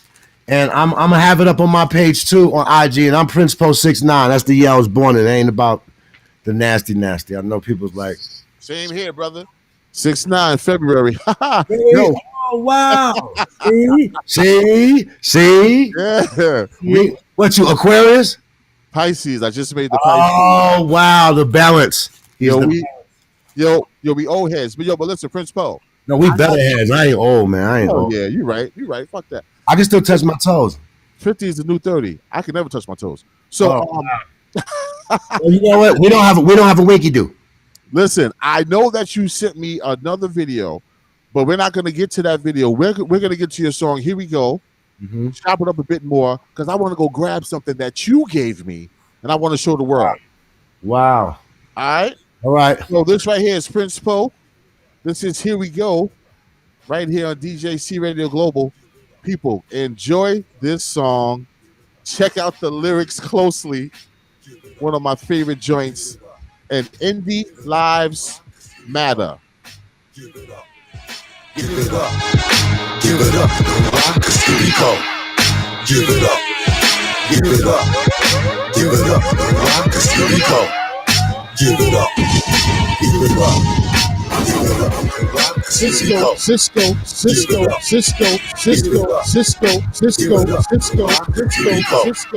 Give it up. Give it up. Southpaw, outlaw, crack the frame with a strange left. Going all out strong, smash tracks like train wrecks. Blue green out, y'all better be ready early. Undisputed queen, shout to collect it like Mr. Furley. Wake and bake, baby, tennis say I'm a menace. Oh, you smoking that dope? Nah, Dennis, that's just finished. The signals are pillars in the village that keep the guns up. Stop holes and smartphones got niggas thumbs up. But I remember big numbers from last summer, pounds of exotic medicinal, rounds never traditional. Slash past some more day boy, moolah king. They say I'm fantastic for the way I do my thing. Clobbering time, the glossy's hobgoblins, the honor and art of the rhyme. Rockin' sockin' robots, the stars borrowing time. About to get smashed out, whopping up from the grind, organized, never cashed out. It's a miracle, this nigga is this lyrical. Lethal weapon, kick the bullshit out the stereo. Oh my God, look at the mannequins and dating in the orphan ending, but I think hip hop and music is organized, coming back, superstar. Prince Poe, friend of foe, running high. That slickness is pretty black and samurai, so let us snatch until you bastards, my nigga, so let's go. We weather the storm, ice bears, fresh night airs. Love is a battlefield, baby, so I don't fight fear. Get sex excited like BMX bike scares. Life dares, tasteful to sleep by multiple nights. Nightmares, making a quick and effective advanced procedure. And know that this ain't gas, it's anesthesia. But not the blast, rock that ass to sleep. Shabaka, hairy ass, reggae splash the beat. The master beat, no limit. Rap shack on my pivot. Swimming with sharks, spitting harpoon darts. Flow suspended, serving marks like icy carts in the park. 2 scoops, rapper spitting the same lame thoughts. Fruit Loops, serial killer, flows colder than your chin. Chiller can bear, tropic thunder. Vodka, you been stiller. I've been iller, with realer issues to tend to. And you mad cause a real nigga unfriend you? Get props, running from 6 cops and flip flops. Oh, now here we go. No church, 2 tiger work boots. Here we running from 6 cops and flip flops. Oh, now here we go. No church, 2 tiger work boots. Here we go. Light years, ice bears, still good with the game. Hot damn phone, here we go again. That right there is Prince Poe. Yes, here we go, right here on DJC Radio Global. And we are back. And Prince Poe played Yo, something a couple of years back that I'm gonna cherish for the rest of my life. It was that Project Unity, because the shows I do where I feed the homeless. you went to you know when you came to the city. Yes, the show that I got you to perform at, and the time thing went crazy. So you gave me this Organized Confusion. Wow. Salute to Matt Dew, man. Lots of love. Rest in power to Matt Dew, man. Oh man. Wow. Yes. So I got that, and all this stuff is in my studio downstairs. Then you gave me the limited edition color vinyl. Oh yeah. I had to get that to you. I had to get that to you. You know why? Because, hey man, I'm hoping like I love it, bro. I'm hoping like in 2 years that shit worth like 500. I ain't never selling that shit. That goes into my Hall of Fame of people that I know. Real quick, I want to shout out some people, man. I want to shout out my man, the mayor of hip hop, Jamel. You know, I spoke to him earlier. Like when I call him hip hop, they like when you start talking about, yo, brand new Benz camera. No, you can't. You got to be careful around him. He knows years. He knows he's tight with it. Like I call him man. Shout out to Jamel. Shout out to my whole Ice Bears crew. My cousin Shorty Shy, one of the best spitters. He comes with it, man. He's been around this shit since he was a kid. Big shout out to Shorty Shy. Yeah, Shorty Shy, and I told you I'm gonna get him. Yo, listen. We gonna push him past the margin. Yeah. Rez, Cuzzo, his big brother, Rez, my man Big Sev over in California doing this thing. One of the best fucking on-spot spitters that I know. He's down with the crew. Everybody's a specialist in the crew. Yeah. Shout out to my man Distract out here in Colorado, but he's out in Colorado Springs. Distract used to hide mics in the crowd so he can hear what people are saying about him. What? Yeah, I got some ill dudes. I got some ill dudes, man. And I want to shout out the Queen Nat crew. She's in the chat room playing like my secretary because I guess she's talking to people, and I appreciate you, love. You're the best. She's a smart, intelligent being, man. And when you meet people, oh yeah. So when you meet people, and you could feel their specialties. Yes. And that's what we always meet people. We be in defense because we don't want to be ran over and taken advantage of. But sometimes we got to learn how to embrace people and see what their attributes is. And she always helps me out. So shout out to the Queen. I want to say a big shout out to DJ 45 King, going strong, up someone like make beats almost every day. And this is what bothers me.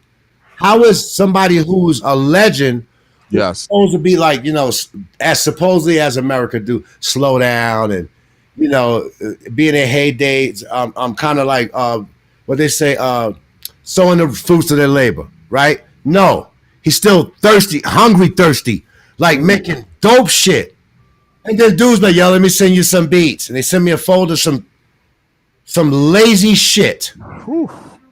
Because if I was a young dude right now and somebody let me hear De La Soul production and some of 2 Chainz production and Jay-Z production, I'm gonna be a monster. I'm not coming out the lab until I got I'm talking about a cannon. I want a 50 cal in my shit.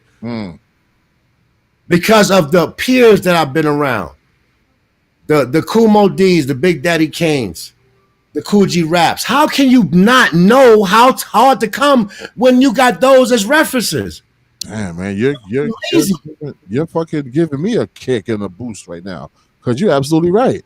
Shout out to also look. I'm gonna say look. Every morning, 4:00 in the morning, I'll be getting up and shit after I do a little drinking. I go to bed early, like grown folks do, and we get up like 4:30 in the morning. You watch a little news. I get online. Guess who I see? DJ Qbert.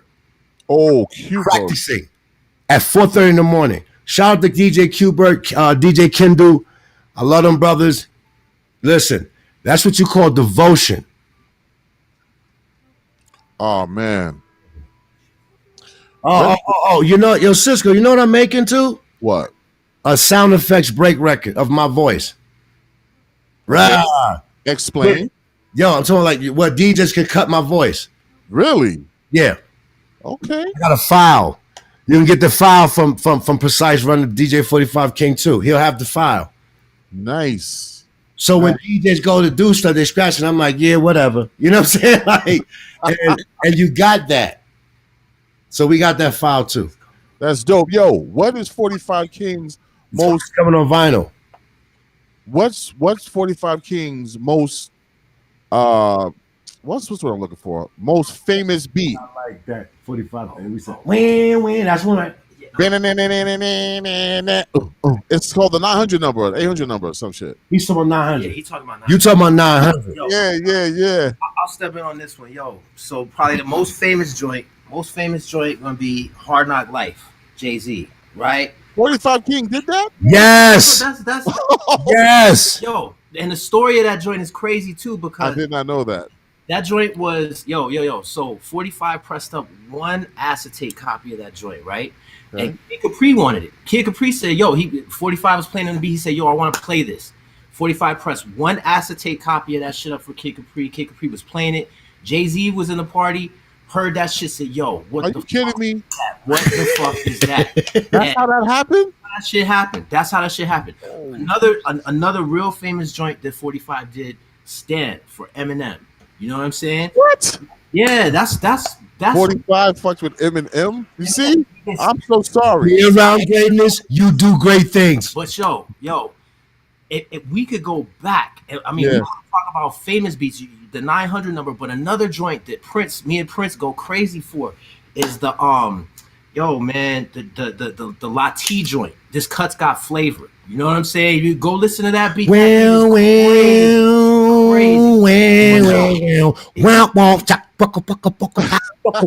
remember that shit? Google that one. You'll hear it. You'll be like, yo, I remember this joint. But you know the record. Spell it.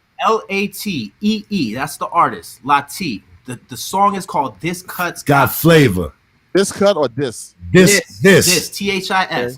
This cut. Another point. You know the record. Yo, listen. We used to fuck the car up going from Queens to Brooklyn on that record. We bought a lot of cars. Yo, another joint. Latifah, Ladies First. You know what I'm saying? He did that. No, I did not know. Did all this. If you go into his catalog, bro, there's beat records starting in 1986.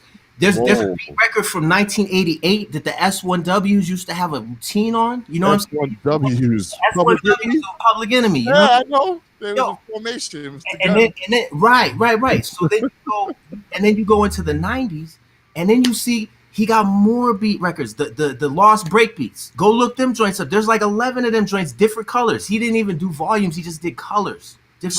So wait, hold up. So is it safe to say that the 45 King is one of the top 5 producers in hip hop in the world? Let me tell you, he's your favorite producer's favorite producer. There's people you go look up Making the Beat. That's a series that he did on YouTube, video series. Right? If you he's interviewing. He got Premier on that joint. Premier said, yo, I learned about kicks and snares from the 45 King. DJ Premier said that shit. I learned about kicks and snares from the 40. So if you do the top like 7 producers of all time, like I'm talking about overall. Okay. Right? Now you got to talk about volume, right? You got to talk about amount of records. You're going to have what's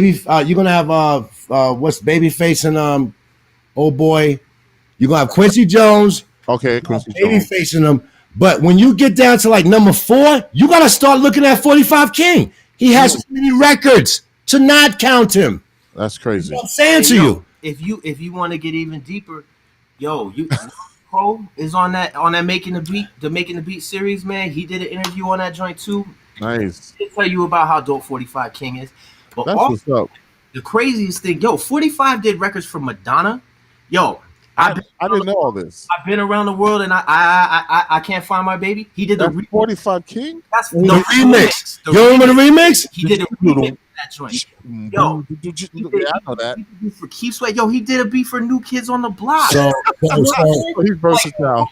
Yo, it's crazy. His catalog is crazy. If you go look that joint up, man, you be so round of applause. What I'm saying is that's why it's important that the stories be told, because, hey man, it seems like they're trying to erase some of the history that we have. Of course. You know what I'm saying? What's that song? Buju Banton. Boom Bye in the Batty Boy head. Yes. Do you know that right now, if you go to try to digitally download that song, that they removed that song from his album? Yeah, I can't believe it. Nowadays, they had the right to remove it. Listen, if you have the right to be gay or you have the right to be transgender, that's fine.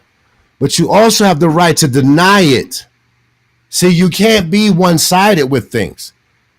And things are starting to become one-sided to the point where, like, now I got to feel like I'm a minority because I'm a heterosexual man. I got to be friends.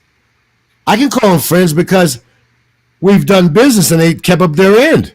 So they could be my friends. I don't give a fuck what your sexual preference is, nor do I care about the details. So now it's like everybody's on TV. Oh, I'm this, I'm that. So you're on TV because we like the way you act or the way you sing or the way you dance. We don't have to know what you do behind closed. That's not our business. Yeah. Now it's about making all your business everybody. No. I'm not accepting that narrative. Yeah. I need to know whether you want to suck a fucking plastic cock or you want to. It's not my business. I got you. You know where we come from? We come from an era of mind your business. Exactly. New York City's too. Mind your business. Mind your business. You never got in trouble when you mind your business. So listen, who you didn't do a song with that you want to do a song with right now currently? Good question. And when are you and Munch doing another song together? Oh, that's not a hard question. I'm about to put the pressure on him. Yeah. You know somebody. He got a rock record out. He's in a group called 13. Okay. With Daru Jones and I forgot I forgot his name. I got so much in my mind, my rhymes. So he's in a rock group? He's in a rock group. They got a song out that's featuring Cypress Hill called 13. Oh wow. Okay. Called Fight. Very controversial. Actually, what's funny is the little boy, the character in the video that's running with the Molotov cocktail. Oh, I gotta see this. Okay. It's the same little boy from his video, Still Standing with Jill Scott. Same little boy that was acting like him, because Still Standing is about asthma. The doctor saying he ain't gonna live, and I dealt with a lot with Monch with his asthma. A lot. I've done shows where I was like, yo, look, hold on a second. Yo, look, I got Farrell Monch on the phone. He's in the hospital. I need y'all to give me the loudest roar that y'all give me for him because he needs to heal. And I would let the crowd roar, and he would just cry with me on the phone. Like, we were very close. Like, That's deep.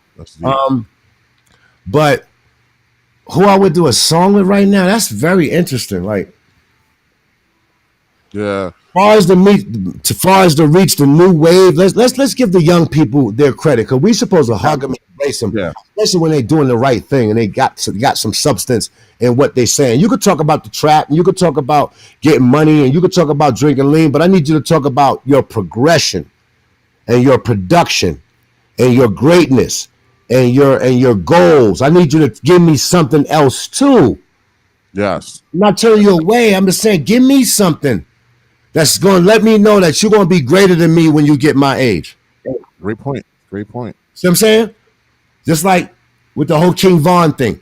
A lot of people don't know about gang shit. But one thing I will say is, Cisco, these motherfuckers better stop saying they brought fucking gangbanger to New York. All these motherfuckers, everybody from everywhere. Just go to anybody from any fucking place. Stop saying you brought gangbanger to New York. Because I'm 51 years old. And I remember I had to get out of 48 Park because of the Southside 17 and the 7 Crowns. You know about that life. Exactly. Don't claim no shit you don't know about. New York is a fucking place where you'll get your food ate. And everybody want to, you're driving McLarens because of New York.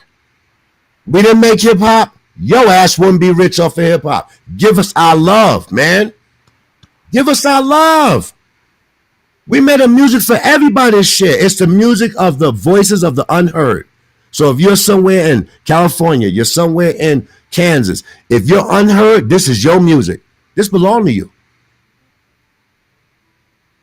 Is the triumph, is the fighter, is the one who refused to quit.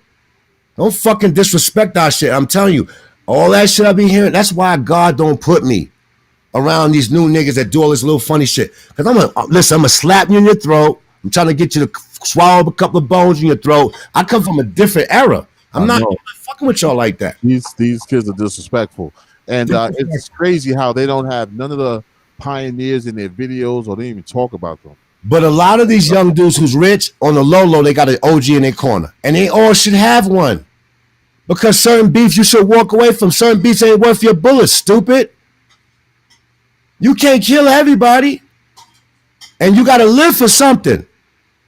Now, the question I pose is, I just sent word out for the dude. Yo, this dude, King Von, that got killed? Yeah. It's on my live.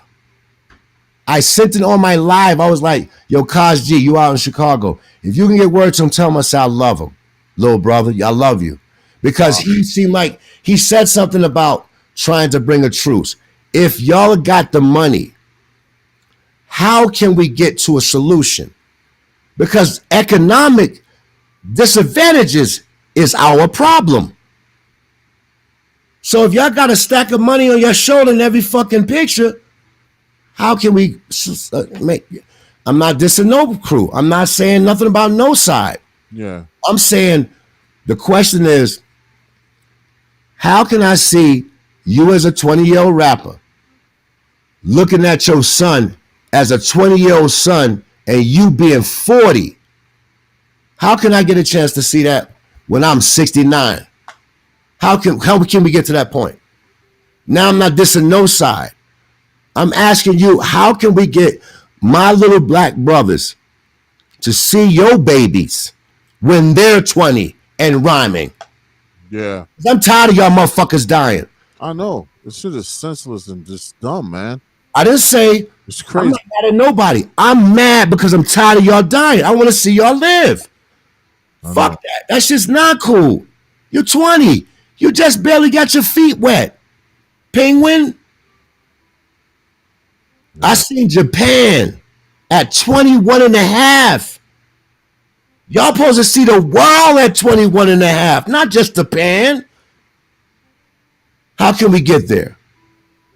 How? So that's what I'm trying to do through my music. I ain't trying to preach. I'm trying to be something, and that people can gravitate to and say, yo, Paul, you know, you're the big G. Listen, I don't even want a lot of your money. I want you to do right by yourself. Your kids deserve that young god, King Von, made some beautiful babies. Beautiful. They beautiful, man. And they not gonna see their daddy. That's not right. That's not right for those babies. I'm not blaming nobody. I'm not saying nothing about no business. I don't talk. When niggas tell me about they secrets, when you tell me something, that's stay between me and you. Ain't nowhere in the world I'm gonna put your trust in me on the line for nobody. So all I could do is make music like people like, yo, he said some ill shit. Like, yeah, I had 17 on the hip. Because regardless, y'all out here acting stupid. These evil men don't quit. I'm gonna pop the shit out of you if you come at me wrong, because I protect compassion, I protect love. What got me burnt in my earlier years was putting too much love in people and putting too much compassion. Yeah. You have to ration it or you have to protect it, because some people use you to hurt just to make them seem like they're going to make themselves feel better. They're not feeling better. They just hurt and they want you to hurt too. Definitely, man. Listen, but the world, we want to see, even if it's just a single, not even an album, just I'm gonna get Mars to do 5 singles with me. Come together and just do this shit. We gonna do at least an EP. But my thing is, when I see him experiencing certain things, like because mom's been through depression and all kinds of shit. Okay. I try to let people live, so when they live, they can come back to the music. So I've been putting pressure on Monch because the first song I want to write for Organized, I want Monch to produce it. Yeah. He has sabotaged my beats before, nigga. I want the first beat from you. Make the shit. Make the shit. Yeah. He's gonna, and when I say that, the pressure's gonna be on him. Yeah. I'm a spaz on it. I just want the love from him first. Yeah. So I'm letting him do the rock thing. I'm supporting it. You know, I love my brothers. You know, OC is doing some things, and even if look, even if he could like, even if you could do like a remix of stuff like What's Real and get Munch on it somehow, that shit would be dope. Because I got a song that I don't think you heard. Okay. There's a song called Then and Now. I did it on a Saga the Simian Samurai album that I did with Tom C3, and I called it Now and Then. So I'm going Corn Braids, Big Wheels, Chico Sticks, Sugar Hill, Austin Martin Slingshots, Muhammad Ali, Ring Pops. Love to see him dance on Soul Train, Cordless Phones, Mary Jane's. Teddy P told women turn the lights out. Now I'm finally old enough to spend nights out. Breaking, gang banging, bombing. Running color crew, you were slobbing. Now it's just a high hun dumb kiss. Used to be pumpkin seeds and sun kiss. Trade bags, banana now later. I'm reminding people how far we came. Exactly. We have evolved. We have survived. You could be angry and be mad in life, but don't forget that you're a fighter and you have come some way. Walk in humility and be humble sometime. You ain't just starting this. You made it through some shit. You did pretty all right. Definitely. Stop beating yourself in the head because you starting to beat other people in the fucking head. That's the truth, brother. And no matter if you guys never make a song again, you guys are we doing it. I just want it a certain way, and right now, when you hear that single, you're gonna be like, God damn, he is rebellious, yo. I'm telling you. I can't wait. It's out. It's out. He got a video out. This shit is bananas. When I say bananas, God bless them that they was able to get funding and money, and I support them. See, and that's what we always talked about. Like, it's just like when you're gonna do something, it's a reflection of who you are. You can't get stuntmen or exhibitions who gonna flip on the bike for you on the mountain, but you have to reach as far as you can reach to create something that's gonna represent you the best way it can represent you. Because once the world see it, it's you. You can't take it back. But if it's dope and it could change people's lives, yo, I seen that video, Prince, when you did of Machine Rages, and yo, you was in an asylum and such and such. Yo, I feel like I was so trapped. That song freed me. That's the greatest reward you can get when somebody tell me my song freed them. Because that's what it was about. It was about, like, Rage Against the Machine. These motherfuckers is like, you got projects out here. You're like, why nobody never get caught when they shoot somebody over here? Because the cameras don't work. Like, them shits ain't supposed to work. Nigga, kill each other. Go ahead. That's what y'all gonna do. We need to get rid of some of y'all, but you need, Damn. And the music that we've made and where Monch is at, he's on his renegade shit right now. And it's fucking crazy. But it fits the time because we always scream justice, no peace, right? But we need more than justice. We have been set back so far. We need more than justice. We need justice. We need equality. We need more understanding. We need our community back. Yep. Because when your mama said, boy, you're going back down the block, take this to your mother and don't open the bag. I promise you I ain't open the bag. I promise you. Those were the days. Those were the days. And the thing was, your mother was lending my mama some money, and it was none of our business. None of her business. She hit it with the sandwich, the little turkey sandwich she put in there. Man, me and my boy was talking about growing up in Laurelton just the other day, man. 232nd Street, 134th Ave. Right down the block from one of the most famous places you can get a cold 40 ounce from? Yep, down the block from Pop and Kim, baby. Okay, I'm just letting you know. 40 ounces for $1.50. I've been around. I'm talking about with the frost on them. With the Yo. frost on them. And shout out to my man Maurice. He used to work in there. Rest in peace. And they used to taste like bubblegum for some reason back in the days. I'm not lying. Ice cold 40 ounces of OE tasted like bubblegum when you first drank them. But you know what's crazy? What's crazy is I'll give you something special. On 230th in Merrick was Burger King. Yes. That was my first job. My dad knew the manager. When everybody else was getting like $4, I was making $4.45 because I was off the books. I had the hookup. Wow. And look, and then years later, yeah, on the same corner, across the street from the back door of Burger King. Yes. If you was to go down 230th down that block, Davey DMX had a studio. What? Right over there. I started working in the studio. 3 weeks after I started working, Orange Juice Jones came in there. Orange Juice Jones won the beats from me. I was about to work with Orange Juice Jones. Wow. There was a studio there? He had a studio there. Right there on the side. If you was to come down Merrick, like 229, 230. So when you get to 230, if you make that left, that first door was David DMX studio. Unbelievable. I never knew that. And I'm from Lawton. What the freak? Yeah. Damn, bro. Prince Poe, as usual, it is a blessing, and you always got wisdom. And we talked about your music history and things that are coming up, and you dropped some jewels as usual, man. It's been almost 2 hours, so we got to get up on out of here. Right. And I will say this. Yeah, please. End it. I will say this to anybody that's doing music, that's making an invention, that's trying a new business, deciding to move and trying something new in their life with a new job in a new area. I'm going to tell you this. Be careful.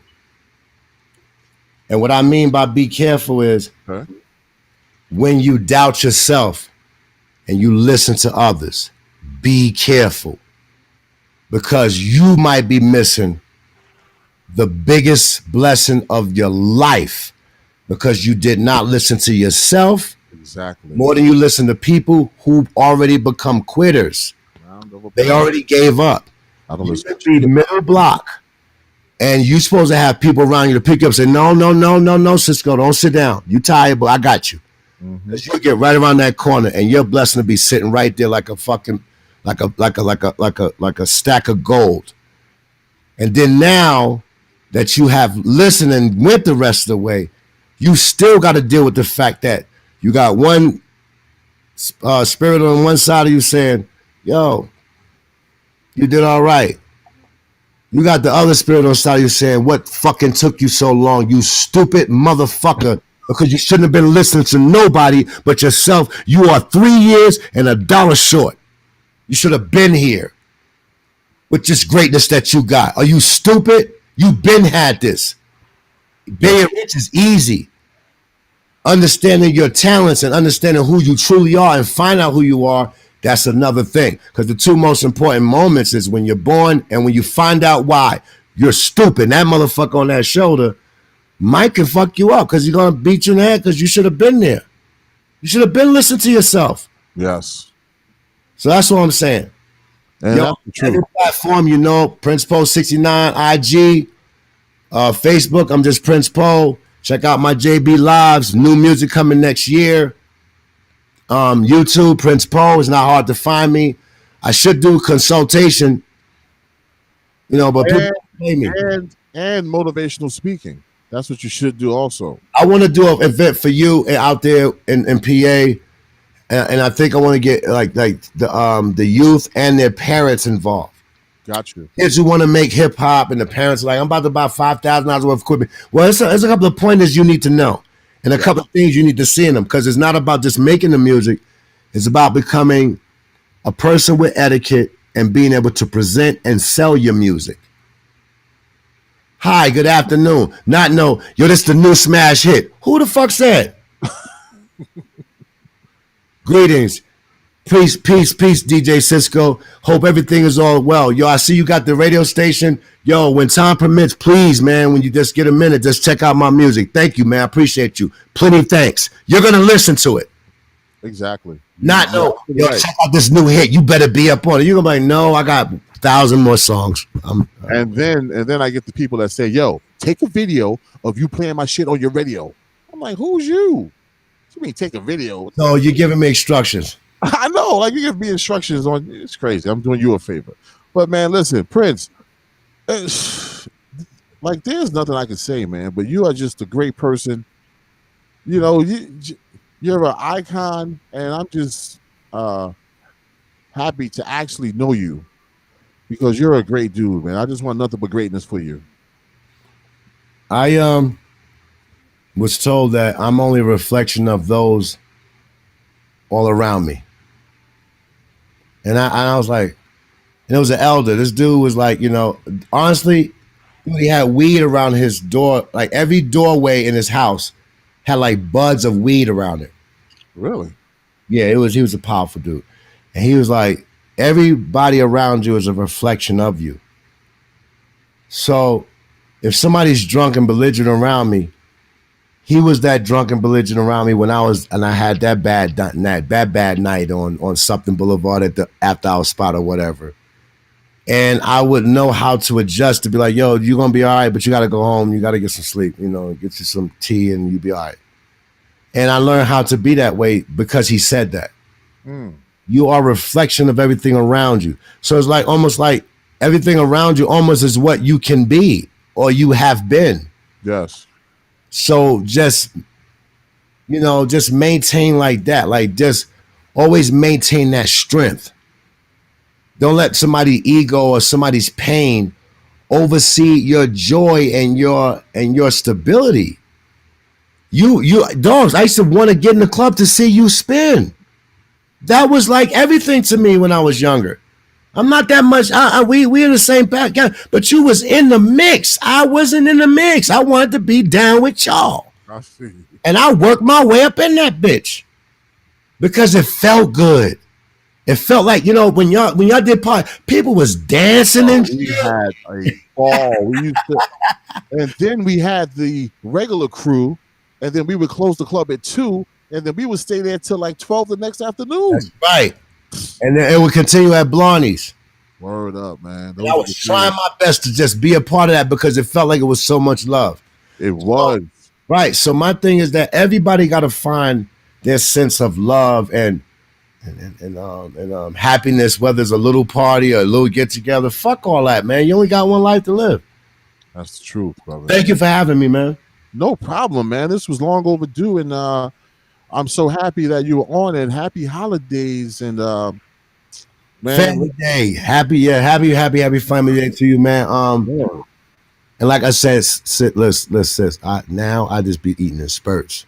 Like I'll put the yams, little turkey, and I'm like one starch, like another starch, beans. But then the next day I come back. Then like that night I come back again. Like my greed is broken down now. Like it's dope now. Like all at one. Don't heap it. Don't heap it. Fuck up your pouch, nigga. I don't want no winky do. Ooh, too late for me. Wait, but we gotta do that cooking show too. Your stomach stick out longer than your winky do. We gotta do that cooking show too, brother. I got some recipes for you. Ooh, I can't wait, man, because I got some recipes too. I know you do. On my deck, we got like a little like grill, man. Shit, we could do some filming. Let's get it in. That grill. Yo, listen, grilling food is so much my shit, man. It's healthier for you. That char is good for your soul. It's good for you. It's good for you. Charred food is good for you, actually. Man, listen. Just big shout out to you, and please speak to Pharaoh Munch and let you guys come together and get. Actually, I'm heading back east in another a little over a week, and he's like, "Yo, as soon as you touch down, man, I want to come and just chill with you for a week." Beautiful. Yeah, so we gonna get together. Like, you know, it might be like me, Munch, Big Daddy Kane, Cool V. Nice. You know, and brotherhood. Yeah. You know what I'm saying? Like, you know, so I appreciate you having me, but let's do another one, man, when I get some more to you. Definitely. This is not the last. I want to thank everybody for tuning in. This is DJC Radio Global, the #1 hip hop and R&B show and indie artist support network in the world. That Yes, was sir. Prince Poe from Organized Confusion. And we're So going to end everybody that came through and listen, man, to all the listeners, all the people that support the radio station. This is my brother of a long time, day one, same son. So I want to say thank y'all for supporting the station, the whole DJC global crew. Thank you just for having me, man. Thank you for tolerating me. No problem, man. It was a pleasure and very enlightful and enlightening and very inspiring. And we love you, Prince Poe. All right? Likewise, I love you more. Peace, brother. Talk to you soon. Peace. Peace. The one, the only Prince Poe right here on DJC Radio Global. We're going to get into a song that he has. He sent me not too long ago. And this is called Mind and Body. Mind and Body High. And featuring young Lars B. All right, let's give this a listen. Keep it locked. This is the last joint. All my radio station listeners, thank you for tuning in from all over the world. And this interview is going to be replayed in a few. All right, this is Prince Poe, Mind, Body, and Body High. I'm sorry, guys. It's kind of late. Prince Poe.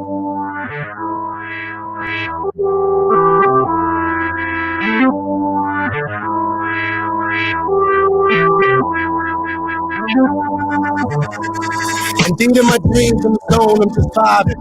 In my queen's familiar state of stealth, gliding. Took off and got lost in the music's mystery. Now watch how I slide up on the dog. It's all about the timing. I waited just for a second, though, then gracefully pulled up, jumped on that wrecking ball. We started swinging. All of the skin started tingling. What? Time to set it off. But you wasn't trying to check the guard, but then you keep this vibing. So, baby, get control, baby. We riding. 5 Don Julio shot line twist without a chase, but our ripper was mommy hips. They got him a little tipsy. They couldn't find him. Off in that go-go zone, mommy on him and she freaking it. He reeking from that reefer strip. He on the cookies like he's almost home. She looking back from that cake, he looking back at her like he eating it. It's just the mind and the body high. Slowly close your eyes and you probably fly. Mind speed up to the twilight. James Brown, get your mind right. Been too long, man, it sounds right. Feel the good vibes and you'll find light. Peace up, hate down on the grind like 24/7, cause I'm trying to get my mind right. In a world where it's hard to stay sober, if the music feel that good, shh, let it take over. Let it take over, let them know the wait's over. Got a tight grip on the game like 8 cobras. Every time fall in love with the beat. Got a different girl every day of the week. Keep them in rotation cause I'm in it kinda deep. I can't ever get away, so I got them on repeat. Boy, to turn the club into a spaceship. Walk speed, wig out, pull up and taste it. Strobe like flow like old house parties in the basement. Like apple martini, stir and shake, bitch. This QU stimulation got you feeling fudgy. I'm more than 100, so keep it $150 with your buddies. Spanking Tony's gang, the two Jake and the judge. Then she asked, can your boy Poe do it? Oh boy, does it. He keeps reaching deep. Coasting, ghetto funk for your creep. Make your flippers move my beat. It's the ocean. Toasted from the sound and the motion. Me, her, and this get down is a euphoric potion. So, ma, let me see you stir it up and shake it round. Till it's rocked up and too late to break it down. Gorilla cookies, lemon sour, green crack. Get lit, turn up, Remy my, lean back. It's just the mind and the body high. Slowly close your eyes and you probably fly. Mind speed up to the twilight. James Brown, get your mind right. Been too long, man, it sounds right. Feel the good vibes and you'll find light. Peace up, hate down on the grind like 24/7, cause I'm trying to get my mind right. Hey, Trying to get your mind right. That right there is Prince Poe, featuring young Lars B. right here on DJC Radio Global. Hope you guys enjoyed the show. I really enjoyed it. Big shout out to the one Prince Poe. Big shout out to Pharaoh Munch. Come on, guys, get together, make that song for us. And if not, just keep putting out those dope solo tracks that you guys been doing, and we will be just fine with those. Back to regular programming right here on DJC Radio Global.